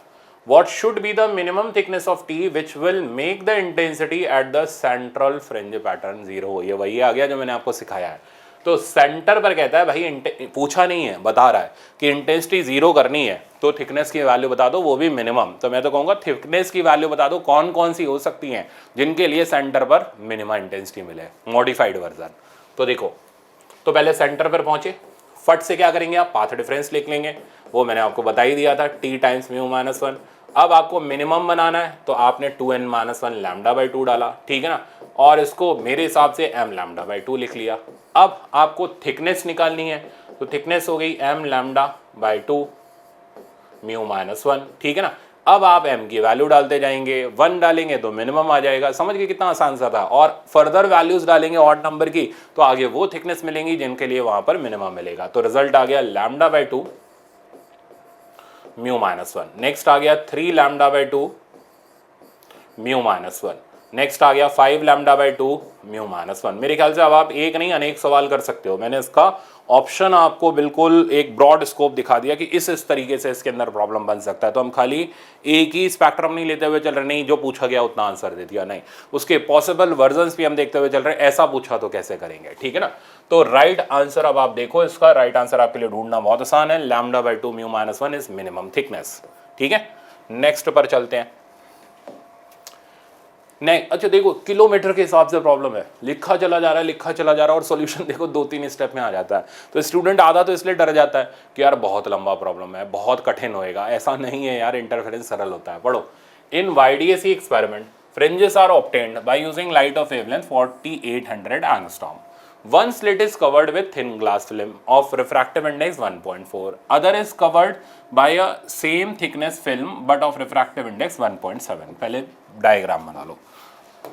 तो कहता है एक फिल्म के सामने 1.4 रिफ्रैक्टिव इंडेक्स की आपने फिल्म यूज कर ली, थिकनेस टी है। दूसरे के सामने 1.7 की यूज कर ली, थिकनेस सेम है, ठीक है। अब सेंट्रल फ्रिंजेस शिफ्टेड, तो ऑब्वियस सी बात है शिफ्ट होगी, कहां की तरफ शिफ्ट होगी, नीचे की तरफ शिफ्ट होगी। तो सेंट्रल मैक्सिमा यहां शिफ्ट हो गया। शिफ्टिंग का फॉर्मूला हम जानते ही हैं, ओके, पढ़ो पहले। Central fringes shifted to fifth bright fringe in the original pattern. कहता है सेंट्रल फ्रिंज वहां शिफ्ट हो गई जहां पहले फिफ्थ ब्राइट बना करता था। तो लैंग्वेज का मतलब है इस शिफ्टिंग को फिफ्थ ब्राइट की पहले की पोजीशन, यानी इनको यूज करे बिना की पोजीशन के बराबर हमने डाल दिया। Next, thickness of glass film बताओ, इतना सिंपल सवाल। तो शिफ्टिंग का फॉर्मूला लिखा, कैसे लिखेंगे, शिफ्टिंग हो जाएगी S2 माइनस S1। तो S2 minus S1 equal to position of fifth bright. अब S2 का formula T mu 2 minus 1 d by d, इतना आसान है, पुट करते जाओ। तो T mu 2 minus 1 d by d, और इधर आ जाएगा T mu 1 minus 1 d by d equals to fifth bright हो गया 5 लैम्डा डी बाई डी। अब देखो ये सब तो पहले ही निकल लिए बेचारे, ठीक है। यहां से हमें मिला T common, mu 2 minus mu 1, ठीक है, इक्वल्स टू 5 लैम्डा। ये हुआ फाइनल इक्वेशन जिससे हम आप प्रॉब्लम को सिंप्लीफाई करेंगे और T का वैल्यू निकाल देंगे उसको। तो T का वैल्यू मेरे पास आ गया 5 लैम्डा। अब लैम्डा कितना दे रखा है, 4800 इंटू 10 की पावर -10, μ2 माइनस μ1 करेंगे तो 1.7 माइनस 1.4 और ये हो जाएगा 0.3। तो रिजल्ट यहाँ से बहुत सिंपली कैंसिल आउट हो रहा है, 16,000 बच रहा है। ये आ जाएगा 80 इंटू 10 की पावर कितना 3 इंटू 10 की पावर -10। अब मैं फाइनली देख लो तो ये 8 इंटू 10 की power -6 metre, this is the minimum thickness. तो रिजल्ट अच्छा मिलीमीटर में दे रखा है तो 3 डेसिमल हटा दो, तो 8 इंटू 10 की power -3 millimetre, this is the value of minimum thickness of film for which central bright is shifted to that position which was occupied by fifth maxima. Maxima ही था, एक बार फिर से चेक कर लो, फिफ्थ ब्राइट फ्रिंज। कई बार क्या होता है हमारे दिमाग में अजम्पशन फिफ्थ मैक्सिमा पे शिफ्ट कर गया, पता चले अगले ने फिफ्थ मिनिमा कर दिया, तो एक हम सवाल तो कर रहे हैं बट वो निगेटिव मार्क्स लेकर के चले आते हैं, तो केयरफुली पढ़ लो। राइट आंसर 4th हो गया। नेक्स्ट ये था बेस्ट प्रॉब्लम जो मैंने आपके लिए रखा, मजेदार, ठीक है ना। इसमें रिजल्टिंग इंटेंसिटी निकालनी है और बहुत ही अच्छा प्रॉब्लम है, पढ़ो। कह रहा रे of light of intensity I, ये बच्चा आधा तो बच्चा देख करके छोड़ देगा, कहेगा भाई बहुत खतरनाक है, ठीक है ना, हमसे ना हो पाएगा, छोड़ देते हैं इसको, क्योंकि ये पता नहीं यहाँ आके जा रही हैं, हमने तो कभी देखा ही नहीं ऐसा जीवन में प्रॉब्लम, छोड़ के नमस्ते करते हैं। नहीं, कुछ नहीं करना, थोड़ा सा बुद्धि प्रयोग। तो ये कह रहा है रे of light of intensity I, तो यहां से आई इंटेंसिटी की लाइट आ रही है, is incident on parallel glass slab at a point A, तो ए पॉइंट पर इंसिडेंट होती है। It undergoes partial reflection and refraction, at each reflection 25% of light energy is reflected. तो यहां से जो लाइट एनर्जी रिफ्लेक्ट हुई 25 यानी 1/4 हो गई, I/4। तो यार I में से I/4 इधर चला गया तो इधर गया 3I/4। अब यही बुद्धि का प्रयोग करना है। फिर यहाँ रिफ्लेक्शन हुआ, फिर 1/4 रिफ्लेक्ट हुआ, किसका 1/4? इसका, उसका नहीं, ठीक है ना। तो यहाँ जो गया 3/16 आई गया, समझ गए, और बाकी बचा हुआ 3/4 इधर चला गया, यानी 9/9 3/4 करेंगे 9/16, ठीक है। इधर वैसे इससे मतलब नहीं है। अब यहाँ फिर रिफ्लेक्शन हुआ, तो फिर बाहर की तरफ और अंदर की तरफ, अंदर की तरफ तो 1/4 आया रिफ्लेक्शन पर, यानी 3/64 अंदर आ गया, और 3/4 बाहर चला गया, यानी 9/64 आई बाहर चला गया। ये अगर आपको आ गया तो सवाल हो गया, ठीक है ना। नहीं आया तो फिर से सीखो, छोड़ के तो जाना नहीं है हमने, पढ़ो। तो ये कहता है rays A B and A dash B dash, A B and A dash B dash undergoes interference, तो इनका इंटरफेरेंस होता है maximum intensity by minimum intensity का रेशियो। बताओ कैसे करें। तो देखो आई मैक्स, तो आई मैक्स का फॉर्मूला हमारा हो गया √I1 प्लस √I2 का होल स्क्वायर, और आई मिन का फॉर्मूला हो गया √I1 माइनस √I2 का होल स्क्वायर। बस अब रेशियो निकालना है। तो आई मैक्स बाय आई मिन का जो रेशियो हमारे पास आ गया, अब आप इनके रेशियो लेना शुरू करो। रूट में लोगे तो ये बन जाएगा, आई तो कैंसिल आउट हो जाएगा, मैं डायरेक्ट लिख ले रहा हूँ। तो ऊपर बन जाएगा 1/2 प्लस 1/8 का होल स्क्वायर प्लस 3/8 का होल स्क्वायर, और नीचे आ गया 1/2 माइनस 3/8 का होल स्क्वायर, ठीक है ना। यहाँ एलसीएम में 8 हो गया, 8 होने पर 4 और 3 7, 7/8 का होल स्क्वायर, और नीचे आ गया हमारे पास 1/8 का होल स्क्वायर। तो 8 को तो विदा करो, आंसर मिल गया 49:1। One of the best problem था, जो मेरे ख्याल से आपके लिए नया होगा, ऐसा आपने देखा नहीं होगा, इसलिए इस टाइप का प्रॉब्लम मैंने रखा कि अगर इस टाइप से कोई चीज़ आ जाए तो आप एग्जाम में छोड़ के नहीं आओ। नेक्स्ट प्रॉब्लम पर चलते हैं। ओके, नेक्स्ट प्रॉब्लम फिर से मैं इसको इंपॉर्टेंट लिख रहा हूँ, छोड़ के मत चले जाना। मिसिंग और प्रेजेंट वेवलेंथ का चक्कर है, ठीक है ना। आपके में बहुत आया है, ठीक है, मैंने रखा है जो आपके में आया हुआ है वो आगे दिखाऊंगा। फेज 1 में भी रखा था, यहाँ भी रखा है, ताकि आप रिवीजन पूरा कर लो। तो पढ़ो, कह रहा है white light is use to eliminate 2 slit. White light use कर रहा है, ठीक है ना। व्हाइट लाइट कहाँ से कहाँ तक? 400 से 700, 400 से 700 नैनोमीटर तक होती है। तो यहाँ पर हम व्हाइट लाइट यूज कर रहे हैं। अच्छा, आगे separation between the slit is B, तो स्लिट के बीच का सेपरेशन अब वो बी बोल रहा है, नामकरण इसने बदल दिए, कोई बात नहीं। And distance between the screen and slit is small d. अब ये स्मॉल डी मतलब कैपिटल डी का नाम बदल के स्मॉल डी कर दिया, is much much greater than B, यानी अप्रोक्सीमेशन हमारा अभी भी लग रहा है। Okay, from the slit than wavelength missing, अब बड़े ध्यान से पढ़ना है, कहाँ मिसिंग, ठीक है ना। Wavelength missing at a point on the screen directly in front of one of the slit. तो किसी भी एक स्लिट के सामने, तो ये स्लिट पकड़ लेते हैं, इस जगह पर मिसिंग यानी वो वेवलेंथ जो मिनिमा बना रही हो, वो बताओ कौन सी होगी, अप्रोच क्या रहेगी, ठीक है ना। तो इसमें अप्रोच क्या रहेगी, मेन बात तो वो है। मिसिंग वेवलेंथ के लिए अभी जस्ट मैंने बताया था, इतना तो आपको आइडिया है। पाथ डिफरेंस को हम डाल देंगे 2n-1 λ/2। तो मेन हमें पाथ डिफरेंस तक पहुंचना है। अब पाथ डिफरेंस कैसे लिखें? तो पाथ डिफरेंस के लिए हमें यहां से यहां की दूरी की जरूरत पड़ेगी, इसीलिए तो उसने बोला किसी एक स्लिट के सामने, तो इससे उसने इनडायरेक्टली आपको वो जगह बताई। अब ये जगह y हो गई b/2 के बराबर, समझिए? तो y हो गया b/2 के बराबर। अब हमने फट से डेल्टा x लिखा, dy y capital D, y की वैल्यू डाल दी, d की वैल्यू डाल दी, कैपिटल D की वैल्यू डाल दी। अब d कौन है? वो तो b है। y कौन है? b/2 है। और कैपिटल D कौन है? स्मॉल d है। तो फाइनली आ गया b²/2d। तो हमने पाथ डिफरेंस की वैल्यू लिख ली, क्योंकि हमें पोजीशन इनडायरेक्टली दे रखी थी। अप्रोच सॉलिड रखनी है इसमें, ठीक है। वंस हमारे पास पाथ डिफरेंस आ गया, अब हमें क्या बनाना है? वहां पर मिसिंग यानी मिनिमा बनाना है। तो हमने फट से इसे 2n-1 λ/2 डाला। 2n-1 को मैंने m λ/2 डाला, ठीक है ना। अब मेरे को किसकी वैल्यू निकालनी है? लैम्डा की। तो यहां से लैम्डा की वैल्यू इकट्ठी करी, 2 कट गया, तो b²/md, ठीक है ना। अब बस आप m यानी ऑड नंबर की वैल्यू डालते जाएं, आंसर लेते जाएं। तो b²/d कॉमा b²/3d, ठीक है, कॉमा b²/5d। बस बहुत है, जाने दो। अब इनमें से जो मिल जाए उसको ऑप्शन को टिक कर दें। तो नीचे ऑड नंबर ही आने हैं, तो इनमें ऑड, इसमें इवन आ गया, इसमें इवन आ गया, इसमें इवन आ गया। ये तीन ऑप्शन तो ऐसे ही रिजेक्ट हो गए बेचारे, ठीक है ना। ये गया, ये गया, ये गया, तो राइट आंसर यही होगा। देख लो ऑप्शन मिला लो, b²/d, b²/3d।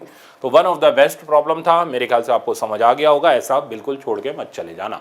नेक्स्ट पर चलते हैं, डिफ्रैक्शन, ठीक है ना। अब हमारे पास डिफ्रैक्शन का, अच्छा इनसे मिले हुए प्रॉब्लम वो मैंने आगे भी रखे हुए हैं, तो परेशान मत होना, हमें बहुत सारे प्रॉब्लम मिलेंगे। डिफ्रैक्शन बेहद आसान है, फॉर्मूला बेस्ड है, और इससे ऊपर उठ करके कुछ आया नहीं। और डिफ्रैक्शन अगर आ गया तो आपको पूरे 4 नंबर मिलेंगे इस साल, क्योंकि गलत तो हो ही नहीं सकता। तो डिफ्रैक्शन सिंगल स्लिट में होता है। तो हमारे पास एक सिंगल स्लिट है जिसकी विड्थ हम लोग जनरली ए या डी से, जैसे बुक के अंदर आप देखोगे ए से डिनोट कर लेते हैं, मेरी आदत वही स्मॉल डी से डिनोट करने की है। स्क्रीन यहाँ कैपिटल डी पर लगा रखी है। तो जब लाइट की वेवलेंथ, ठीक है ना, कंपैरेबल टू स्लिट के साइज के बराबर होती है, तो जब लाइट की वेवलेंथ स्लिट के साइज के कंपैरेबल होती है तो डिफ्रैक्शन होता है। अब डिफ्रैक्शन में सेंटर पर तो मैक्सिमम बनता है, बट उसके बाद इंटेंसिटी धीरे धीरे रिड्यूस होती चली जाती है। इंटरफेरेंस में आप जानते ही हो, इंटेंसिटी हर मैक्सिमा पर सेम रहती है, 4i के बराबर रहती है, अगर दोनों स्लिट की इंटेंसिटी सेम है तो। डिफ्रैक्शन में ऐसा नहीं होता। अब इसमें जो भी सवाल बनते हैं वो सिर्फ इसके इर्द गिर्द बनते हैं और कहीं नहीं जाते। सबसे पहले मिनिमा की पोजीशन देख लेते हैं। अच्छा एक और कंसेप्चुअल पॉइंट बताऊं, सेकंड मिनिमा। इस डिफ्रैक्शन के एक्सपेरिमेंट में हम इस स्लिट को कई छोटे छोटे पार्ट में ब्रेक करते हैं, ठीक है ना। जैसे फर्स्ट मिनिमा में हम स्लिट को 2 इक्वल पार्ट में ब्रेक करते हैं, हर मिनिमा में स्लिट इवन पार्ट में ब्रेक करते हैं। तो फर्स्ट मिनिमा में 2 पार्ट, सेकंड मिनिमा में 4 पार्ट। कंसेप्चुअल है, ध्यान से सुनना, ठीक है ना।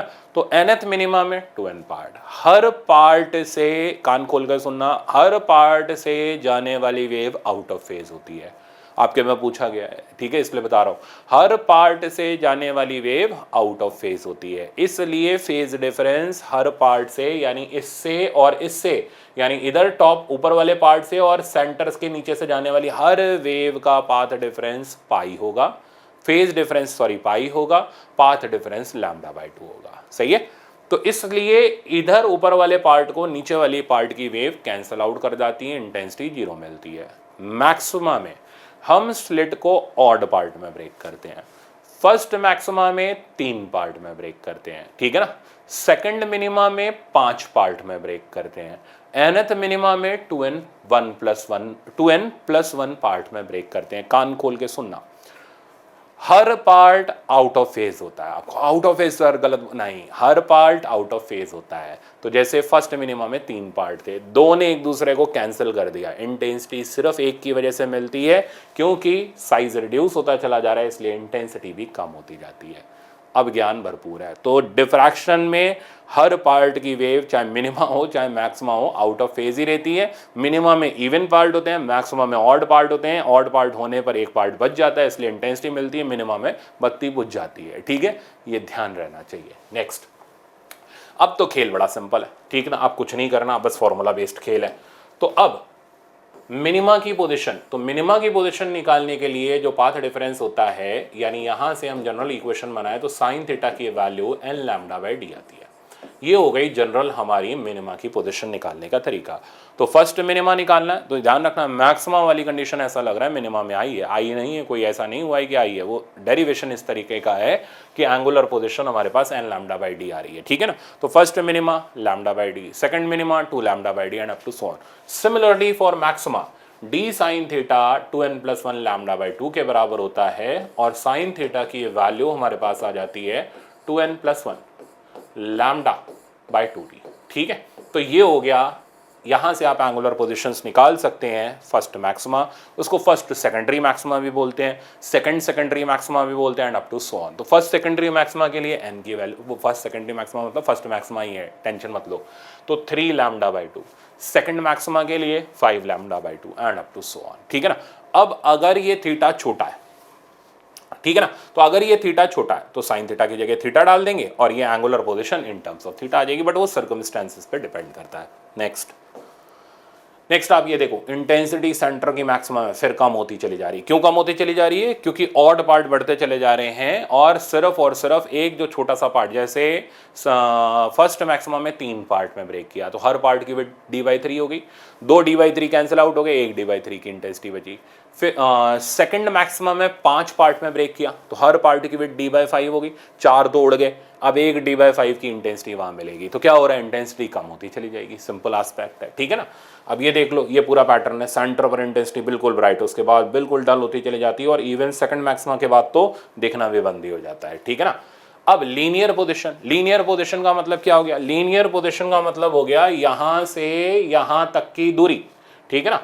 जैसे linear position of first minima निकालना है तो ये हो गया यहां से यहां तक का दूरी। कैसे निकालेंगे? कुछ नहीं करना, साइन थीटा की जगह टेन थीटा डालो, टेन थीटा की जगह y/d डालो और y की वैल्यू ले लो, ठीक है ना। तो linear position of maxima first minima हमारे पास आ गया लैम्डा d/d, ठीक। Angular width of central maxima ये भी बताओ। तो angular width of central maxima मतलब सेंट्रल मैक्सिमा कितने एंगल तक फैला हुआ है? तो ये एक तो ऊपर थीटा और एक ये नीचे थीटा। ये थीटा किसका पोजीशन है? ये angular position of first minima. तो सेंट्रल मैक्सिमा फर्स्ट मिनिमा से फर्स्ट मिनिमा के बीच में फैला हुआ है, तो 2 थीटा हो गई angular width of central maxima, जिसका वैल्यू हो गया 2 lambda by d. Similarly linear width निकालनी है तो 2y कर दो, तो 2 लैम्डा d/d। सबसे ज्यादा यही पूछा जाता है, इसके अलावा और कुछ नहीं पूछा जाता। नेक्स्ट अब हम आ जाते हैं डिफ्रैक्शन के प्रॉब्लम पर। अब डिफ्रैक्शन के प्रॉब्लम में मैंने एक वो रिजॉल्विंग पावर वाला भी रखा हुआ है, ठीक है ना, टेंशन मत लेना। तो रिजॉल्विंग पावर यहाँ पर भी हम लोग देख लेंगे, वैसे मैंने आपको रे ऑप्टिक्स में भी बता दी थी। नेक्स्ट देखो, ये कह रहा है first diffraction minima due to single slit diffraction is at theta equal to 30। अब डिसाइड कर लो, थीटा 30 अच्छा भला वैल्यू है for a light of wavelength, width of the slit is, तो फट से हमने लगाया साइन थीटा, फर्स्ट मिनिमा की बात चल रही है, लैम्डा बाई डी, डी हमें स्लिट की विड्थ है, तो साइन 30 डिग्री बिल्कुल सिंपल होता है, कोई रॉकेट साइंस इसमें नहीं होती। लैम्डा की जगह आ गया 6000 एंगस्ट्रॉम 10 की पावर -10 स्मॉल डी, तो यहां से ये हो गया हमारा 1/2 और डी का वैल्यू हो गया 12 इंटू 10 की पावर -7 मीटर। अब मैं देखूँ किसके टर्म में, हाँ ठीक है, तो एक डेसिमल खसका देते हैं, 1.2 इंटू 10 की पावर -6 मीटर या माइक्रोमीटर भी लिख सकते हो। तो राइट आंसर इसका हो गया हमारा सेकंड वाला। नेक्स्ट प्रॉब्लम, तो नेक्स्ट प्रॉब्लम ये कह रहा है, ये भी डिफ्रैक्शन का है, अब इसका कंसेप्ट ध्यान से सीख लेना। In single slit diffraction width of the slit is 0.5 centimetre. तो ये स्लिट की विड्थ हमें दे रखी है, तो स्मॉल डी की वैल्यू 0.5 यानी हाफ इंटू 10 की पावर -2 मीटर दे रखी है। आगे focal length of lens is 40 centimetre. अब आप सोचो फोकल लेंथ का क्या काम आ गया सर, तो बताता हूँ। देखो, इस स्लिट के बाद हम लोग एक कॉन्वेक्स लेंस लगाते हैं। इसका पर्पस होता है यहां से आने वाली रेस को इस स्क्रीन के ऊपर फोकस करना, यानी स्क्रीन इसके फोकस पर रखी हुई होती है, यानी डी का वैल्यू एफ के बराबर होता है। तो अगर आपको लेंस और उसकी फोकल लेंथ दे रखी है तो इनडायरेक्टली वो आपको डी की वैल्यू देना चाह रहा है, ठीक है ना। अब मेरे ख्याल से पर्पस समझ आ गया होगा। तो फोकल लेंथ 40 सेंटीमीटर है तो 0.4 मीटर हो गया। नेक्स्ट, लाइट की वेवलेंथ 4890 एंगस्ट्रॉम है, तो लैम्डा हमें दे रखा है 4890 एंगस्ट्रॉम। करना क्या है, हमें पता करके देना है distance of first dark fringe. तो यहां से फर्स्ट डार्क यानी ये फर्स्ट मिनिमा कितनी दूरी पर बनेगा, तो फॉर्मूला सिंपल है, लैम्डा d/d, और क्या करना है, ठीक है ना, लगाओ और काम खत्म। तो y का वैल्यू आ गया lambda capital D by small d, value put कर देते हैं, तो 4890 इंटू 10 की पावर -10। कैपिटल D का वैल्यू आप देखोगे तो ये हमारे पास हो गया 0.4 डिवाइडेड बाय हाफ इंटू 10 की पावर -2। तो रिजल्ट आ गया, ये 3 डेसिमल इधर खसका देता हूँ, तो 4.89 -7 इंटू ये ऊपर चला जाएगा तो इधर आ जाएगा हमारे पास 8 इंटू 10⁻⁻1। तो फाइनली रिजल्ट आ गया। मैं इसे 5 ले लूँ तो मेरा आंसर जल्दी आ जाएगा। तो 40 इंटू 10⁻⁻8 आ गया, ठीक है ना। तो -8 ही आ गया, कितना आ गया, ये +1 था, सॉरी। तो 40 इंटू 10⁻6 आ गया। दैट मीन्स 4 इंटू 10⁻5 मीटर पर हमें लीनियर पोजीशन मिल रही है फर्स्ट मिनिमा की। तो इस हिसाब से हमारा राइट आंसर हो गया सेकंड वाला। चलते हैं नेक्स्ट पर। ये क्या, अब देखो आ गया रिजॉल्विंग पावर का, ठीक है। देखना इसको कैसे करते हैं। तो ये कह रहा है the limit of resolution of microscope if the numerical aperture of microscope is 0.12, ठीक है ना। तो न्यूमेरिकल अपर्चर क्या होता है, तो न्यूमेरिकल अपर्चर होता है म्यू साइन थीटा। तो म्यू साइन थीटा की वैल्यू हमें दे रखी है 0.12। आगे the wavelength of light use is 600 nanometre. तो लैम्डा दे रखा है 600 नैनोमीटर और हमें निकालनी है इसमें लिमिट ऑफ रेजोल्यूशन। तो रिजॉल्विंग लिमिट का फॉर्मूला हो गया, वन है फॉर्मूला बेस्ड और कुछ नहीं, बाय 2 म्यू साइन थीटा, ठीक है। अब इसको सिंप्लीफाई कर लेते हैं। तो 1.22 into 600 into 10⁻⁻9 divided by twice और म्यू साइन थीटा की जगह 0.12 हमारे पास आ गया, ठीक है। ये आंसर अब हमारा चलेगा मीटर में, हमें निकालने के इसमें माइक्रोमीटर में, तो आ जाएगा सिंपली। तो इसको अगर मैं डिवाइड करूं तो यहाँ पर रिजल्ट मेरे पास आ रहा है 0.1, तकरीबन 0.1 के आसपास। अब ये हो जाएगा 300, ठीक है। तो फाइनली आंसर मेरे पास आ जाएगा, इसको मैं इधर मल्टीप्लाई करूं 30 इंटू 10⁻⁻9 मीटर। तो रिजल्ट आ गया 3 इंटू 10⁻⁻7 मीटर। तो फाइनली रिजल्ट आ रहा है मेरे पास 0.3 माइक्रोमीटर। तो 0.3 माइक्रोमीटर इसकी रिजॉल्विंग लिमिट हो गई। इस हिसाब से आप आंसर चेक कर सकते हो। इसका राइट आंसर हमारा फर्स्ट वाला हो गया। चलते हैं नेक्स्ट पर। नेक्स्ट प्रॉब्लम है आपका, ये कह रहा है beam of light of wavelength 600 nanometre from a distant source falls on a single slit 1 millimetre wide and resulting diffraction pattern is observed 2 meter away. Then the distance between the first dark fringe on either side of central fringe. इसके अलावा और कोई सवाल ही नहीं पूछा गया diffraction में। तो इस साल भी डिफ्रैक्शन का चांस मैक्सिमम है, छोड़ के बिल्कुल मत जाना, ठीक है ना। ये रहा हमारा सिंगल स्लिट डिफ्रैक्शन। अब ये कहता है, सवाल का कहानी है कि फर्स्ट मिनिमा जो दोनों साइड बन रहा है ना, उसके बीच का गैप बता दो। तो सीधे सीधे बोल देता कि सेंट्रल मैक्सिमा की ये लीनियर विड्थ बता दो। तो ये हो गई 2y यानी 2 लैम्डा d/d। बस इतना सा सॉल्व करना और 4 नंबर ले लेने। तो डिफ्रैक्शन ऐसा टॉपिक है कि आप पूरे में से पूरे मार्क्स ला सकते हो इससे। इंटरफेरेंस भी ऐसा है जिसमें आप मार्क्स गेन कर सकते हो। तो छोड़ के नहीं आना यार इसको। अब अगर मैं इसको सिंप्लीफाई करूं तो बस खाली रिजल्ट डालना है। तो 2y का वैल्यू आ गया ट्वाइस, लैम्डा कितना दे रखा है 600 इंटू 10⁻⁻9, कैपिटल D 2 मीटर दे रखा है और स्मॉल d की वैल्यू 1 मिलीमीटर, तो 10⁻³ आ गया। तो 6 2 जा 12 2 जा 24 हो गया, ठीक है ना। तो 24 इंटू ये 5 और 4 10⁻⁻4 मीटर। तो मैं इसको अब किस में लिखूँ, मिलीमीटर में। तो मिलीमीटर में मेरे पास आ जाएगा बिल्कुल। तो 24 इंटू 10⁻⁻1 मिलीमीटर और फाइनल आंसर इज 2.4 मिलीमीटर। तो 2.4 मिलीमीटर सेंट्रल मैक्सिमा की लीनियर विड्थ हो गई, या फर्स्ट मिनिमा से फर्स्ट मिनिमा के बीच की दूरी हो गई। तो राइट आंसर आपका सेकंड हो गया। नेक्स्ट, अब हम आ जाते हैं और आसान टॉपिक पर, पोलराइजेशन। इसमें सिर्फ 2 ही चीज है, एक लॉ ऑफ मैलस है, दूसरा ब्रूस्टर लॉ है। दोनों ही बहुत सिंपल है, पूरे नंबर दिलाएंगे। तो देखो यहां से हमारे पास अनपोलराइज लाइट आ रही है। अनपोलराइज लाइट में ये डॉट वाले भी होते हैं जो प्लेन के परपेंडिकुलर हैं, और एरो वाले भी होते हैं जो प्लेन में है। तो ये जो पहला पोलराइजर है ये क्या करता है, अपनी ट्रांसमिटिंग एक्सिस के पैरेलल जो वाइब्रेशंस होते हैं उनको जाने देता है। तो यहाँ से ये वाइब्रेशन हमें इधर मिल गया। अब हमने एक और एनालाइजर लगाया जो फर्स्ट वाले की ट्रांसमिटिंग एक्सिस से थीटा एंगल पर है, आप देख सकते हो। तो होता ये है कि इधर से अगर एम्पलीट्यूड आ रहा है हमारे पास, अब ये ध्यान रखना, मैं इंटेंसिटी के टर्म में बोलूंगा और एम्पलीट्यूड के टर्म में भी बताऊंगा, बहुत ध्यान देना। तो ये लाइट जो होती है इसको हम बोलते हैं पीपीएल, प्लेन पोलराइज लाइट। तो इसका कुछ कंपोनेंट इधर जाता है। तो E0 cos थीटा कंपोनेंट हमें लाइट का इधर देखने को मिलता है। तो अगर हम यहाँ पर इंटेंसिटी देखें जो कि एम्पलीट्यूड स्क्वायर के प्रोपोर्शनल होती है, तो ट्रांसमिटेड बीम की इंटेंसिटी हो गई E0 cos स्क्वायर थीटा के, E0 cos थीटा के होल स्क्वायर के प्रोपोर्शनल।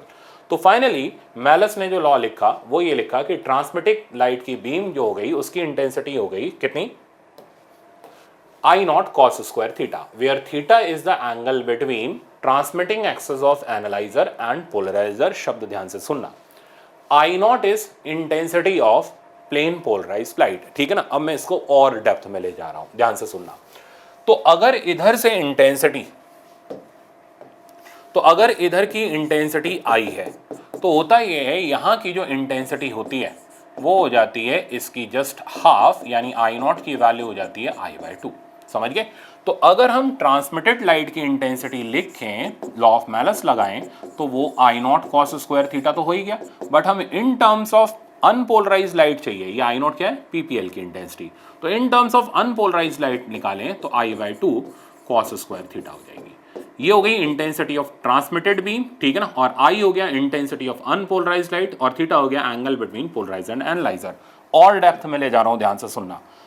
अगर मैं यहां के एम्पलीट्यूड और यहां के एम्पलीट्यूड का रिलेशन निकालना चाहूं, ठीक है ना, तो मैं क्या करूंगा, intensity is proportional to amplitude का स्क्वायर। तो मैं इंटेंसिटी की जगह सिर्फ एम्पलीट्यूड का स्क्वायर डाल दूंगा। तो एम्पलीट्यूड ऑफ ट्रांसमिटेड लाइट का square, amplitude of unpolarised light का square divided by 2 cos square theta. ध्यान से देखना, क्योंकि ये नहीं मिलेगा आपको। तो amplitude of transmitted light, amplitude of unpolarised light by √2 cos square theta, ठीक है। ये हुआ एम्पलीट्यूड के बीच का रिलेशन। ये मैलस ने तो नहीं दिया था, ये मैंने आपको दे दिया, ठीक है ना। तो बहुत ध्यान से देखना है, क्योंकि कंफ्यूजन हो सकता है और वो होना नहीं चाहिए। तो लॉ ऑफ मैलस क्या कहता है, intensity of transmitted light I naught cos square theta, I not PPL की इंटेंसिटी है।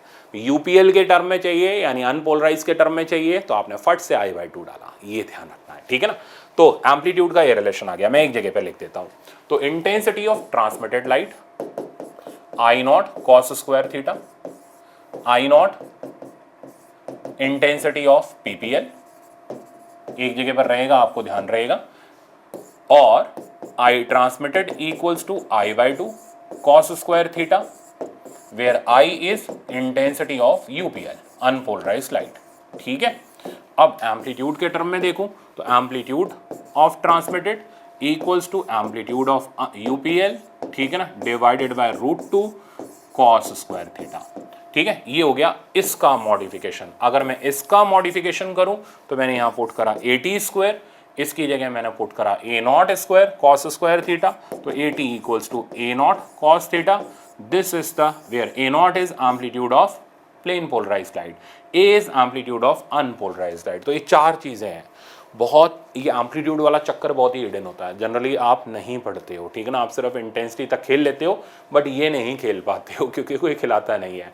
तो इसलिए मैंने इस पे सवाल रखा है ताकि आपको मजे आए और कुछ अच्छा सीखने को मिले। चलते हैं प्रॉब्लम पर। अच्छा, अब एक और चीज़ है ब्रूस्टर लॉ। यहाँ कंसेप्चुअल बना था 18 में, ठीक है ना, तो मैं सारी चीज़ क्लियर कर देता हूँ। ब्रूस्टर लॉ में क्या होता है, ग्लास स्लैब है, इस ग्लास स्लैब के ऊपर अनपोलराइज्ड लाइट आ रही है, जिसमें ये डॉट वाले वाइब्रेशन भी हैं और एरो वाले भी हैं। ये एरो वाले वाइब्रेशन जो है ये इस प्लेन में है, ये वाला प्लेन, ठीक है ना। तो एरो वाले वाइब्रेशन प्लेन ऑफ इंसिडेंस में है, शब्द ध्यान देना है।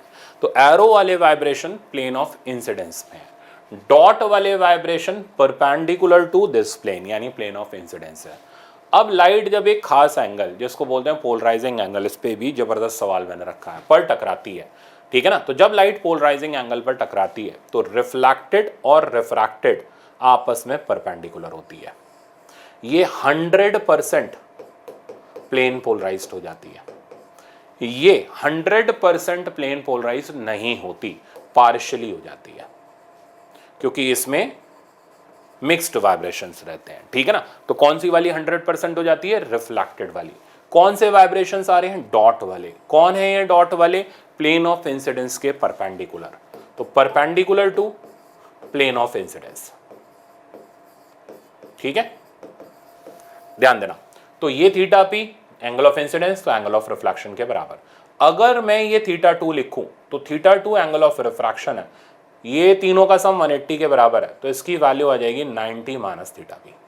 तो this is the value of angle of refraction. मैंने बहुत अच्छा सवाल रखा है, इसलिए इतना डेप्थ में ले गया आपको, ठीक है ना। अब अगर हम इस पे स्नेल्स लॉ यूज करें, तो स्नेल्स लॉ यूज करें तो 1 sin θp बराबर म्यू sin 90 माइनस θp। तो फाइनली बना 10 IP या θp बराबर mu. This is called law of Malus कि tan of angle of polarisation equals to refractive index of that slab.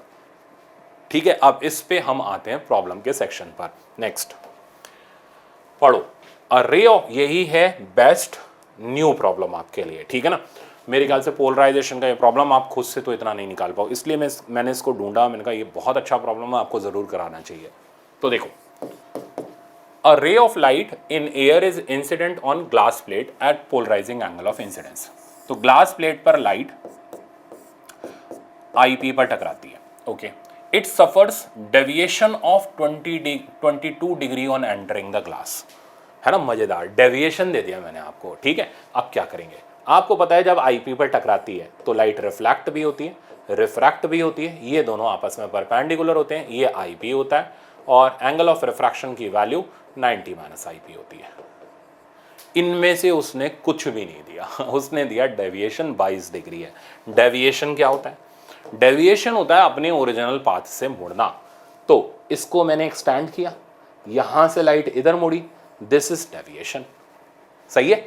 अब ये डेविएशन हमें दे रखा है 22 डिग्री। अब वो जानना क्या चाह रहा है, एंगल ऑफ पोलराइजेशन बता दो कितना है। मजेदार सवाल, मैं तो कहूँगा म्यू भी बता दो कितना है, और तो छोड़ो, ठीक है ना। और मैं इसको और मॉडिफाई करके क्रिटिकल एंगल भी पूछ लूंगा आपसे, तो 3 मॉडिफिकेशन मैं आपको इसके कराऊंगा। तो डेल्टा निकालना है, ध्यान से देखना, ये जो पूरा एंगल होगा ये IP के ही बराबर होगा। तो डेल्टा प्लस 90 - IP बराबर IP हो गया, ठीक है ना। तो डेल्टा की वैल्यू मेरे पास आ गई ट्वाइस ऑफ IP - 90, सही है। या IP की वैल्यू भी आप इधर से निकाल सकते हैं इन टर्म्स ऑफ डेल्टा, बट ये डेल्टा वाला टर्म हिडन रहता है, जनरली आप थ्योरी में नहीं पढ़ते हैं। तो मेरे पास डेविएशन आ गया, हम इसको पुट कर देते हैं। तो 22 डिग्री बराबर ट्वाइस ऑफ IP - 90, ये इधर रवाना करो, और ये आ गया 112 बराबर ट्वाइस ऑफ IP। तो IP की वैल्यू मेरे पास आ गई 56 डिग्री, ठीक है ना। तो मैंने निकाल लिया पोलराइजिंग एंगल मेरे पास 56 डिग्री है। अब अगर मेरे को म्यू निकालना हो तो मैं क्या करूंगा, ब्रूस्टर लॉ लगाऊंगा, tan IP बराबर म्यू। तो यहाँ से tan ऑफ 56 डिग्री, हालांकि इसकी वैल्यू पता नहीं, वो गिवन होगी एग्जाम में, म्यू के बराबर हो गया। ये पहला मॉडिफिकेशन। अगर मेरे को क्रिटिकल एंगल पूछता तो मैं क्या करता, तो क्रिटिकल एंगल के लिए हाँ, यहाँ से यहाँ नहीं आता भाई, यहाँ डेंसर से रेयर जाती रहे तो आता, पर म्यू तो पता होना चाहिए ना, तो वो पता चल गया। तो साइन IC 1/μ, तो 1/tan 56, this is the value of critical angle.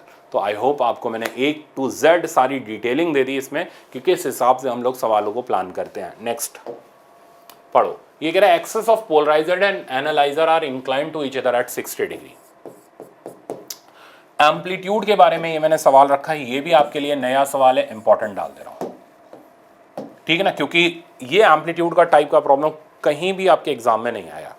उसने हमेशा इंटेंसिटी के बारे में पूछा, तो लोगों ने हमेशा इंटेंसिटी के बारे में पढ़ा, एम्पलीट्यूड बेचारे को निग्लेक्ट कर दिया, ठीक है ना। तो हम लोग एम्पलीट्यूड का वर्जन देख रहे हैं। तो कह रहे हैं axes of polariser and analyser are inclined to each other at 60 degree. तो थीटा हमें पता है 60 डिग्री है। आगे, if the amplitude of polarise light emerging through the analyser, यानी ट्रांसमिटेड लाइट का एम्पलीट्यूड वो हमें दे रहा है A के बराबर। आगे, the amplitude of unpolarised light incidented on the polariser is, तो एम्पलीट्यूड ऑफ UPL हमें निकाल के देना है। अब सोचो, बच्चे जानते हैं बेचारे वही अपना लॉ ऑफ मैलस, उसमें भी I0 वाला जानते हैं, वो बेचारे UPL और PPL में कंफ्यूज हो जाते हैं। इसलिए सवाल 100% चांस है ज़्यादातर बच्चों का गलती पाएगा, ठीक है ना, गलती होगा एग्जाम के अंदर, अगर नहीं आता हुआ तो। अब आएगा, अब सही हो जाएगा। तो AT का वैल्यू हो जाएगा A UPL by √2 cos theta, put कर देते हैं। तो AT हमें A दे रखा है, A UPL हमें निकालना है, ठीक है ना, √2, और cos थीटा की वैल्यू आपकी होगी cos 60 डिग्री विच इज 1/2। तो यहाँ से एम्पलीट्यूड ऑफ UPL मेरे पास आ गया 2√2A, ठीक है। राइट आंसर आप देखोगे 4th वाला करेक्ट हो गया, है ना, मजेदार प्रॉब्लम था। नेक्स्ट पर चलते हैं। नेक्स्ट ये कह रहा है, ये भी कंसेप्चुअली बहुत अच्छा प्रॉब्लम है। Unpolarised light of intensity I is incident on the polariser and emerging light strikes the second polarising filter with its axis at 45। तो किसकी इंटेंसिटी दे रखी है, UPL की इंटेंसिटी दे रखी है I, ठीक है ना, PPL की नहीं दे रहा, UPL की इंटेंसिटी दे रहा है, और थीटा दे रहा 45 degree. Determine the intensity of emerging beam यानी ट्रांसमिटेड बीम, फॉर्मूला सही लिखना पड़ेगा, I/2 UPL के टर्म में लिखा, cos स्क्वायर थीटा, तो I/2, ठीक है ना, cos square theta, theta is 45, तो विच इज 1/2। तो intensity of transmitted light I/4 हो गई। Its state of polarisation, state of polarisation का मतलब कैसी बीम निकली, पढ़ो। Parallel to the second filter, perpendicular to the second filter. तो मैं आपको डायग्राम दिखाऊं, आपको खुद ही रियलाइज हो जाएगा कौन सी कैसी बीम निकल रही है। आ जाओ, बेसिक थ्योरी वाला डायग्राम। तो ये जो बीम निकल रही है ये इसकी ट्रांसमिटिंग एक्सिस के कैसे निकल रही है, पैरेलल निकल रही है, यानी इसकी स्टेट ऑफ पोलराइजेशन होगी parallel to its transmitting axis. अब हम प्रॉब्लम पर चलते हैं और हमारे पास राइट आंसर मिल गया है। तो आंसर हो गया I/4 and parallel to second filter, that means first वाला ऑप्शन इसका करेक्ट है। नेक्स्ट प्रॉब्लम पर चलते हैं, पढ़ो।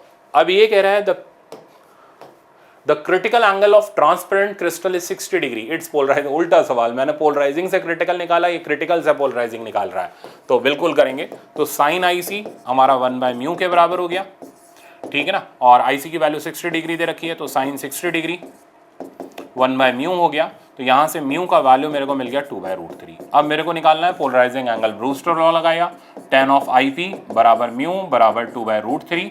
तो यहाँ से IP का वैल्यू आ गया tan इनवर्स 2/√3। अब आप राइट आंसर मिला लो, tan इनवर्स 2/√3 के हिसाब से हमारा राइट आंसर हो गया फर्स्ट वाला। नेक्स्ट पर चलते हैं। अब आगे आपके सामने PYQ, ठीक है ना। अब आप देखो आपके में कैसे आए हुए प्रॉब्लम है, पढ़ो। ये कह रहा है at the first minimum adjacent to the central maximum of single slitted diffraction. आ गया ना, फर्स्ट मिनिमम पे ही आता है और कहीं आता ही नहीं है। The phase difference between the Huygens wavelet from the edge of the slit and the wavelet from the midpoint of the slit। तो फर्स्ट मिनिमम में स्लिट को दो पार्ट में ब्रेक कराते हैं, यहाँ से और इस मिड पॉइंट से जाने वाली वेव के बीच का फेज डिफरेंस कितना होगा, हर वेव के बीच का फेज डिफरेंस कितना होता है, पाई के बराबर। तो राइट आंसर हो गया इसमें हमारा पाई, ठीक है। चलते हैं आगे, ये रिवीजन के लिए मैंने रखा था प्रॉब्लम। 15 का एक और प्रॉब्लम, बहुत ही बकवास टाइप का प्रॉब्लम है। Maximum intensity by minimum intensity का रेशियो निकालना, बट इस बकवास में एक अच्छी बात है, वो अच्छी बात ये, पढ़ो। 2 slits of young experiment have width. तो ये रेशियो हमें स्लिट की विड्थ का दे रखा है। अब इंटेंसिटी विड्थ से कैसे एसोसिएट होती है, डायरेक्टली एसोसिएट होती है कि जितनी विड्थ ज्यादा होगी, चौड़ाई ज्यादा होगी, लाइट की इंटेंसिटी उतनी ज्यादा आएगी, ठीक है ना। और एम्पलीट्यूड जो होता है वो रूट अंडर विड्थ के प्रोपोर्शनल होता है। तो ध्यान रखना, इंटेंसिटी प्रोपोर्शनल टू विड्थ होती है, एम्पलीट्यूड रूट विड्थ के। वो आप वैसे भी निकाल सकते हो I बराबर A² डाल करके, ठीक है ना। तो बहरहाल आपको ये रेशियो दे रखा है विड्थ का, तो जो इंटेंसिटी का रेशियो आ गया, दोनों स्लिट की इंटेंसिटी का रेशियो आ गया, that is also 1/25। Now we have to find out I max by I min। तो अब ये आसान हो गया। ये मैंने इसलिए रखा क्योंकि कई सारे बच्चे हमेशा कंफ्यूज रहते हैं, सर वो विड्थ जो होगी वो विड्थ इंटेंसिटी से कैसे रिलेट होगी, तो इसलिए इसको क्लियर कर देना ज़रूरी है ताकि आप एग्जाम में आने पर इसमें कंफ्यूज ना हो। तो अब आप वैल्यू डाल लो, यहाँ इसकी जगह 1, इसकी जगह 25, तो ये आ जाएगा 5 और 1 6 का स्क्वायर 36, और इधर आ जाएगा 4 का स्क्वायर यानी 16, 4 से कट जाएगा, 4 4 जा 16, 4 9 जा 36, 9/4। तो इंटेंसिटी का रेशियो हमारे पास आ गया 9/4। तो राइट आंसर हमारा हो गया सेकंड वाला। नेक्स्ट प्रॉब्लम पर चलते हैं, पढ़ो। कह रहे हैं in diffraction pattern due to single slit of width A, first minimum is observed at 30 degree when light of wavelength इतना is incidented. First secondary maximum कितने एंगल पर ऑब्जर्व होगा, फर्स्ट मिनिमम दे रहा है, फर्स्ट मैक्सिमम पूछ रहा है। तो साइन θ1 मिनिमम के लिए हो गया λ/d, साइन θ2 मैक्सिमम के लिए हो गया अपना कितना 3 λ/2d। मेरे ख्याल से समझ गए होगे, ज़्यादा बताने की इसमें ज़रूरत नहीं है, रेशियो ले लो। तो sine 30 degree divided by sine θ2, इनकी वैल्यू आ गई λ/d कट गया 2/3 के बराबर। साइन 30 डिग्री कितना हो गया 1/2, ठीक है ना। तो यहाँ से साइन θ2 की वैल्यू यानी फर्स्ट सेकेंडरी मैक्सिमम की वैल्यू आ गई 3/4। तो साइन इनवर्स 3/4 इसका राइट आंसर है। दैट मीन्स राइट आंसर हो गया हमारा फोर्थ वाला। स्पीड देख रहे हो, इसी स्पीड पे आपके प्रॉब्लम चलने चाहिए। नेक्स्ट, हाँ ये 2016 का प्रॉब्लम है और ये वही है कौन एब्सेंट कौन प्रेजेंट। पढ़ो। The intensity eight maximum in YDAC experiment is I0। तो मैक्सिमम इंटेंसिटी I0 दे रखी है, तो 4I की वैल्यू I0 दे रखी है, अच्छी बात है। Distance between 2 slit is 5 lambda, तो ये रही 2 स्लिट, इनके बीच का डिस्टेंस हमें 5 लैम्डा दे रखा है। आगे, where lambda is the wavelength of light used, what will be the intensity in front of one of the slit। तो ये एब्सेंट प्रेजेंट नहीं पूछ रहा है, ये कुछ ज़्यादा चालाक हो गया। ये कह रहा है यहाँ पे इंटेंसिटी बता दो, मैं होता तो मैं पूछता एब्सेंट प्रेजेंट बता दो, अच्छा सवाल बनता है, ये गंदा बना रहा है। तो यहाँ पर इंटेंसिटी बता दो, और ये मैंने कराया अभी आपको। तो y की वैल्यू मिल गई इनडायरेक्टली 5 λ/2, कैपिटल D दे रखा है 10D के बराबर यानी 50 लैम्डा। बस खत्म करते हैं, क्या करेंगे, पोजीशन से पहले डेल्टा x निकालेंगे। तो डेल्टा x हो गया dy/d, पुट करते जाओ, d की जगह 5 लैम्डा, ये 5 लैम्डा बाई 2 और ये 50 लैम्डा, तो ये आ गया लैम्डा बाय 4। ठीक है, फर्स्ट स्टेप पूरी। अब हम डेल्टा फाई निकालेंगे बाय यूजिंग के डेल्टा एक्स, तो 2 pi by lambda into lambda by 4, answer बन गया पाई बाय 2। ठीक है, अब हम रिजल्टिंग इंटेंसिटी का फॉर्मूला लिखेंगे, 4i की जगह आ गया I naught cos square delta phi by 2। ठीक है ना, तो I naught cos square pi by 4, answer आ गया आई नॉट बाय 2। तो रिजल्टिंग इंटेंसिटी हमें मिल रही है आई नॉट बाय 2 उस जगह पर, दैट मीन्स राइट आंसर हो गया इसका फोर्थ वाला। चलते हैं नेक्स्ट पर 17 का प्रॉब्लम। अब ये क्या कह रहा है, Young double slit experiment is first perform in air then in a medium other than air. तो अच्छी बात है भाई, मीडियम चेंज कर रहा है, हमें कौन सी आफत है। It is found that 8th fringe in the medium lies where 5th dark fringe lies in air. तो मीडियम वाली 8th फ्रिंज, तो उसकी पोजीशन हो गई 8 lambda D by mu D. सही है, समझ आ गया होगा। और 5th dark fringe in air की पोजीशन हो गई, अब n की जगह 5 डालेंगे 2n-1 में, 5 2 10 -1 यानी 9 लैम्डा डी बाई 2t। अब करें क्या, देन रिफ्रैक्टिव इंडेक्स बता दो, और कुछ पूछ लेते यार, ये तो एक लाइन होगी, खत्म हो गया ये सब। तो म्यू की वैल्यू मेरे पास आ गई 16/9 और ये 1.77 आ जाएगा, यानी 1.7, तो राउंड ऑफ करोगे 1.78 के आसपास मिलेगा आंसर। तो राइट आंसर इसका हमारा थर्ड हो गया। नेक्स्ट पर चलते हैं, फिर से 17 का प्रॉब्लम पढ़ो। ये कह रहा है two polariser P1 P2 are placed with their axes perpendicular to each other. तो ये रहा P1 और ये बिल्कुल ऐसे इसके परपेंडिकुलर पर P2 रखा हुआ है। अच्छी बात है। अब दो पोलराइजर परपेंडिकुलर है तो इधर वाली इंटेंसिटी जीरो होगी, ठीक है ना, क्योंकि यहाँ जो आई नॉट आएगा उसका कोई कंपोनेंट इधर जा नहीं पाएगा, इंटेंसिटी जीरो हो जाएगी। ठीक है, बट वो क्या करता है, एक तीसरा पोलराइजर और बीच में लगा देता है। अच्छा, तो तीसरा पोलराइजर जो लगाता है वो कितने एंगल पर लगाता है, 45 डिग्री पर। अब क्या होगा, अब बिल्कुल इंटेंसिटी मिलेगी। क्यों मिलेगी, उसका जवाब सुनो। The intensity of transmitted light through the P2 is. अब मैं देखूं किसकी इंटेंसिटी दे रखी है, UPL की दे रखी है। तो यहाँ की इंटेंसिटी दे रखी है आई नॉट, तो पहले इधर इंटेंसिटी मिल गई आई नॉट बाई 2, हाफ मिलेगी। अब यहाँ की इंटेंसिटी लिखते हैं, तो यहाँ की इंटेंसिटी का नाम हम I1 ले लेते हैं। ठीक है ना, तो इधर जो ट्रांसमिटेड लाइट मिल रही है इसकी इंटेंसिटी I1 लिख लेते हैं। तो I1 की वैल्यू हो गई आई नॉट बाई 2 कॉस स्क्वायर 45। अब कॉस 45 कितना हो गया, 1/√2, तो फाइनल आंसर आ गया आई नॉट बाई 4। तो हमें यहाँ से आई नॉट बाई 4 मिला। अब हम इधर की इंटेंसिटी लिख लेते हैं, इधर की इंटेंसिटी होगी I2। अब इसकी इंटेंसिटी लिखने के लिए आपको इसके बीच का एंगल चाहिए, विच इज ऑल्सो 45। तो I2 की वैल्यू हो गई, ध्यान देना, I1 कॉस स्क्वायर जो इन दोनों के बीच का एंगल है विच इज 45। तो सपोज करो ऐसा होता, ये 30 पर रखा होता, तो अगला एंगल कितना हो जाता है, 60 हो जाता। तो I2 की वैल्यू मेरे पास आ गई आई नॉट बाई 4 टाइम्स फिर से 1/2 यानी आई नॉट बाई 8। तो फाइनल इंटेंसिटी हमें मिल गई आई नॉट बाई 8, यानी अब इंटेंसिटी हमें जीरो नहीं मिली। राइट आंसर हो गया सेकंड वाला। ये मैंने पहले भी कराया हुआ था, फिर आपको करा दिया। 18 का प्रॉब्लम बहुत ही सिंपल कंसेप्चुअल, पढ़ो। ये कह रहा है unpolarised light is incident from air. तो एयर से इंसिडेंट होती है ऑन, पढ़ो, on material of refractive index mu at a particular angle of incidence I. तो पर्टिकुलर एंगल पर it is found that reflected and refracted rays are perpendicular to each other. यानी ये सीधी सीधी बात बोल रहा है कि पोलराइजिंग एंगल के ऊपर लाइट इंसिडेंट हुई। Then which of the following option is correct, reflected light is polarised with electric vector parallel to the plane of incidence. तो भाई ऐसा तो नहीं है, अभी तो थ्योरी पढ़ाई मैंने आपको। तो इसमें जो मिलते हैं हमें वो डॉट वाले मिलते हैं, प्लेन ऑफ इंसिडेंस के परपेंडिकुलर वाले मिलते हैं। तो फर्स्ट ऑप्शन तो इनकरेक्ट है। Second, reflected light is polarised with electric vector perpendicular to plane, यानी ये ऑप्शन सही है। अब साइन आई की वैल्यू 1 बाई, ऐसा नहीं, tan आई की वैल्यू म्यू के बराबर है। तो देखो जरा, यहाँ tan आई 1 बाई म्यू दे रखा है, यानी ये भी नहीं है, ये भी नहीं है। तो राइट आंसर इसका सिर्फ सेकंड है। ये कंसेप्चुअल प्रॉब्लम था। नेक्स्ट, ये अच्छा प्रॉब्लम है, इसको मैं इंपॉर्टेंट लिख रहा हूं, आप ध्यान से देखना। ये कह रहे हैं YDAC experiment separation between the slit is 2 millimetre. तो हमें स्लिट का सेपरेशन दे रखा है YDAC एक्सपेरिमेंट में 2 millimetre. The wavelength lambda used is 5896। तो लैम्डा की वैल्यू 5896 एंगस्ट्रॉम है। Distance D between the slit and screen is 100 centimetre यानी 1 मीटर। पूरी कहानी सुना दी उसने। It is found that angular width of the fringes is 0.20। तो बीटा की वैल्यू 0.20 दे रखी है degree. To increase the angular width to 0.21। तो 0.21 पे हम इंक्रीज करा के ले जाना चाहते हैं। तो ये बीटा 1 हो गया। बीटा 2 की वैल्यू हो गई 0.21 degree. Okay, with same lambda and D, lambda और डी को सेम रखते हुए, ठीक, कैपिटल डी को, the separation between the slit need to be change to, तो सेपरेशन कितना करना पड़ेगा आप, तो बहुत ध्यान से देखना, तो बीटा होता है लैम्डा बाई डी के बराबर। अब आप यहाँ स्मार्ट वर्क भी कर सकते हो और आप मजदूरी भी कर सकते हो, ठीक है ना। मजदूरी ऐसे होगी कि आपने क्या किया, आपको पहले बीटा की वैल्यू दे रखी थी, आपने D2 की वैल्यू निकाली यहाँ से, ठीक है ना, कैसे, लैम्डा बाय बीटा करके 0.21 और 5896 से डिवाइड करके आपके पास D2 का वैल्यू आ गया। स्मार्ट वर्क क्या है, वो एक लाइन का ही है, आपने लगाया एरर का रिजल्ट, क्योंकि यहाँ चेंज बहुत थोड़ा सा है तो इसलिए हम एरर का कंसेप्ट यूज कर लेते हैं, delta beta by beta delta D by D. अब आप फ्री हो गए इसमें, अब आपको ना लैम्डा चाहिए ना कुछ और चाहिए, सीधे एक लाइन में डेल्टा डी आएगा।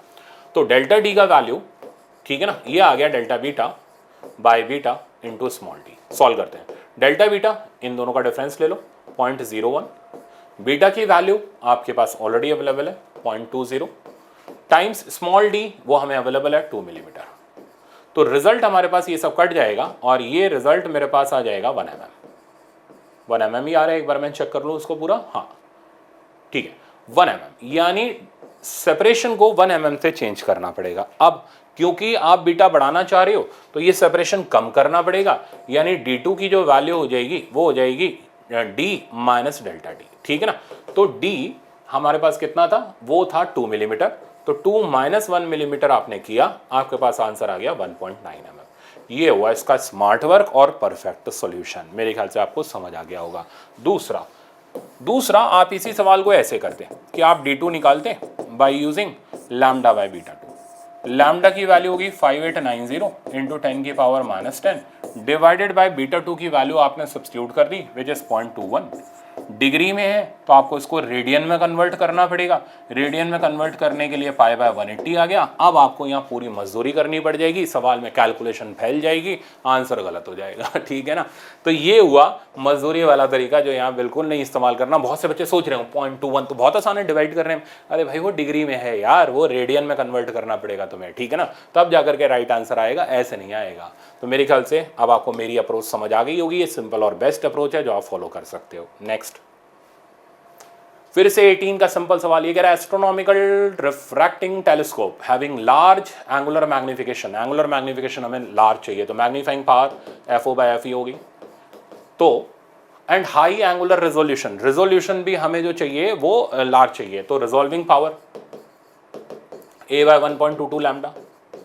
तो हमें पता करना है when it has an objective lens of, तो ऑब्जेक्टिव लेंस की फोकल लेंथ बड़ी होगी तो m बड़ा होगा, a बड़ा होगा तो रिजॉल्विंग पावर बड़ी होगी, सिंपल हो गया। तो large aperture and large focal length, तो राइट आंसर हमारे पास आ गया large focal length and large diameter, option number 3। Next पर चलते हैं 19 का प्रॉब्लम। ये कह रहे हैं double slit experiment when light of wavelength 400 nanometre was used, angular width of the first minima formed on the screen place 1 metre away found to be इतना। तो डबल स्लिट एक्सपेरिमेंट में एंगुलर विड्थ हमें मिल रही थी, ये क्या दे रहा है, angular width of the first minima, यानी बीटा हमें दे रखा है, तो बीटा की वैल्यू हमें दे रखी है 0.2 degree. What will be the angular width of the first minima, the entire experiment is immersed in water. अब आप खुश हो गए होगे क्योंकि ये मैंने कराया हुआ है जस्ट आपको, तो ये तो बहुत सिंपल है, रेशियो अगर हम ले लें तो β1 बाय β2 का रेशियो आप जान रहे थे म्यू के बराबर है, तो β2 की वैल्यू हो गई β1 बाय म्यू, और मेरे ख्याल से अब ये पानी में डुबोने वाले में तो आप एग्जामिनर को डुबो के चले आओगे, तो 0.2 degree divided by mu is 4/3, ठीक है। तो अब हम इसको सिंप्लीफाई कर लेते हैं, ये आंसर हमारा वही आ जाएगा 0.15 डिग्री, तो राइट आंसर आपके सामने हो गया सेकंड वाला। नेक्स्ट पर चलते हैं 20 का प्रॉब्लम, ठीक है ना। अब ये क्या कह रहा है, Brewster angle IB for the interface should be. अब ब्रूस्टर एंगल तो 10 IP हम जानते हैं म्यू के बराबर है, अब वो तो रेंज पूछ रहा है I की, ये कैसे निकालें, तो बहुत थोड़ी सी बुद्धि का प्रयोग करें, ज़्यादा नहीं, ठीक है ना। देखो म्यू जो होता है 1 से तो बड़ा ही होता है, 1 किसके लिए होता है, एयर के लिए, तो म्यू की जो वैल्यू होती है मिनिमम दैट इज 1, तो IP की जो वैल्यू हो जाएगी वो हो जाएगी 45, ठीक है ना, इससे कम तो IP नहीं हो सकता। अब ज़्यादा से ज़्यादा एंगल ऑफ इंसिडेंस नहीं, म्यू नहीं ढूंढना, म्यू तो कितना भी कर लो, ज़्यादा से ज़्यादा एंगल ऑफ इंसिडेंस 90 डिग्री होता है, इससे बड़ा नहीं हो सकता। तो इसका मतलब ये जो IP होगा 45 से तो बड़ा होगा बट लेस देन 90 डिग्री होगा, ये इसकी रेंज हो गई ब्रूस्टर के एंगल की, ठीक है ना। तो राइट आंसर हो गया फर्स्ट वाला। चलते हैं नेक्स्ट पर, 20 में भी 2 प्रॉब्लम है, देख लो, ठीक है ना। तो ये कह रहे हैं इन YDAC एक्सपेरिमेंट और 21 में इसको पता नहीं क्या हुआ, ये भूल ही गया इस चैप्टर को, एग्जामिनर भूल गया, कहता कठिन पेपर बनाते बाकी जगह से बना देंगे, आपकी ऐसी तैसी कर गया वो। तो 22 के अंदर आपको क्या करना है, ये चैप्टर पढ़ करके जाना है, क्योंकि इसमें से YDSE में से और डिफ्रैक्शन में से कोई प्रॉब्लम नहीं आया, तो ये करके जाओ आएगा। तो इन YDSE experiment if the separation between the coherent source is halved and separation between the coherent source का मतलब हो गया स्मॉल d, तो स्मॉल d को हमने आधा कर दिया, and distance of screen from the coherent source is doubled, और डिस्टेंस को हमने डबल कर दिया। देन फ्रिंज विड्थ बिकम, बहुत ही बकवास सवाल है, तो फ्रिंज विड्थ का फॉर्मूला हो गया lambda capital D by small d, कर दो डबल, तो नई फ्रिंज विड्थ W डैश आ गई lambda 2D bye D by 2, यानी ये हो जाएगी 4 टाइम्स W। तो नई फ्रिंज विड्थ जो हो जाएगी वो 4 टाइम्स W हो जाएगी, यानी 4 टाइम्स कहाँ गया ऑप्शन फर्स्ट करेक्ट। तो ये थे आपके PYQ। तो मेरे ख्याल से मज़ेदार था, छोटा लेक्चर था और सारी चीज़ें ज़बरदस्त समझ आ गई होंगी। अब बस खाली आप प्रैक्टिस शीट और जो इंपॉर्टेंट मैं आपको रे ऑप्टिक्स की तरह ही लास्ट में आपको लिख करके दे दूंगा, आपके PDF में वो दिख जाएगा आपको, आप उनको प्रैक्टिस ज़रूर कर लेना, ठीक है ना। अब आपको क्या करना है, इंपॉर्टेंट बात, कल आपका टेस्ट है, ठीक है ना। इस टेस्ट के अंदर जो सिलेबस रहेगा वो 12th पार्ट 1 का रहेगा। उसमें मैंने आपको पढ़ाया हुआ है क्या क्या, इलेक्ट्रोस्टैटिक, करंट और कैपेसिटर, ठीक है ना। तो ये चीज़ और रे ऑप्टिक्स, तो electrostatic, current and capacitor, ray optics including optical instrument, wave optics नहीं है।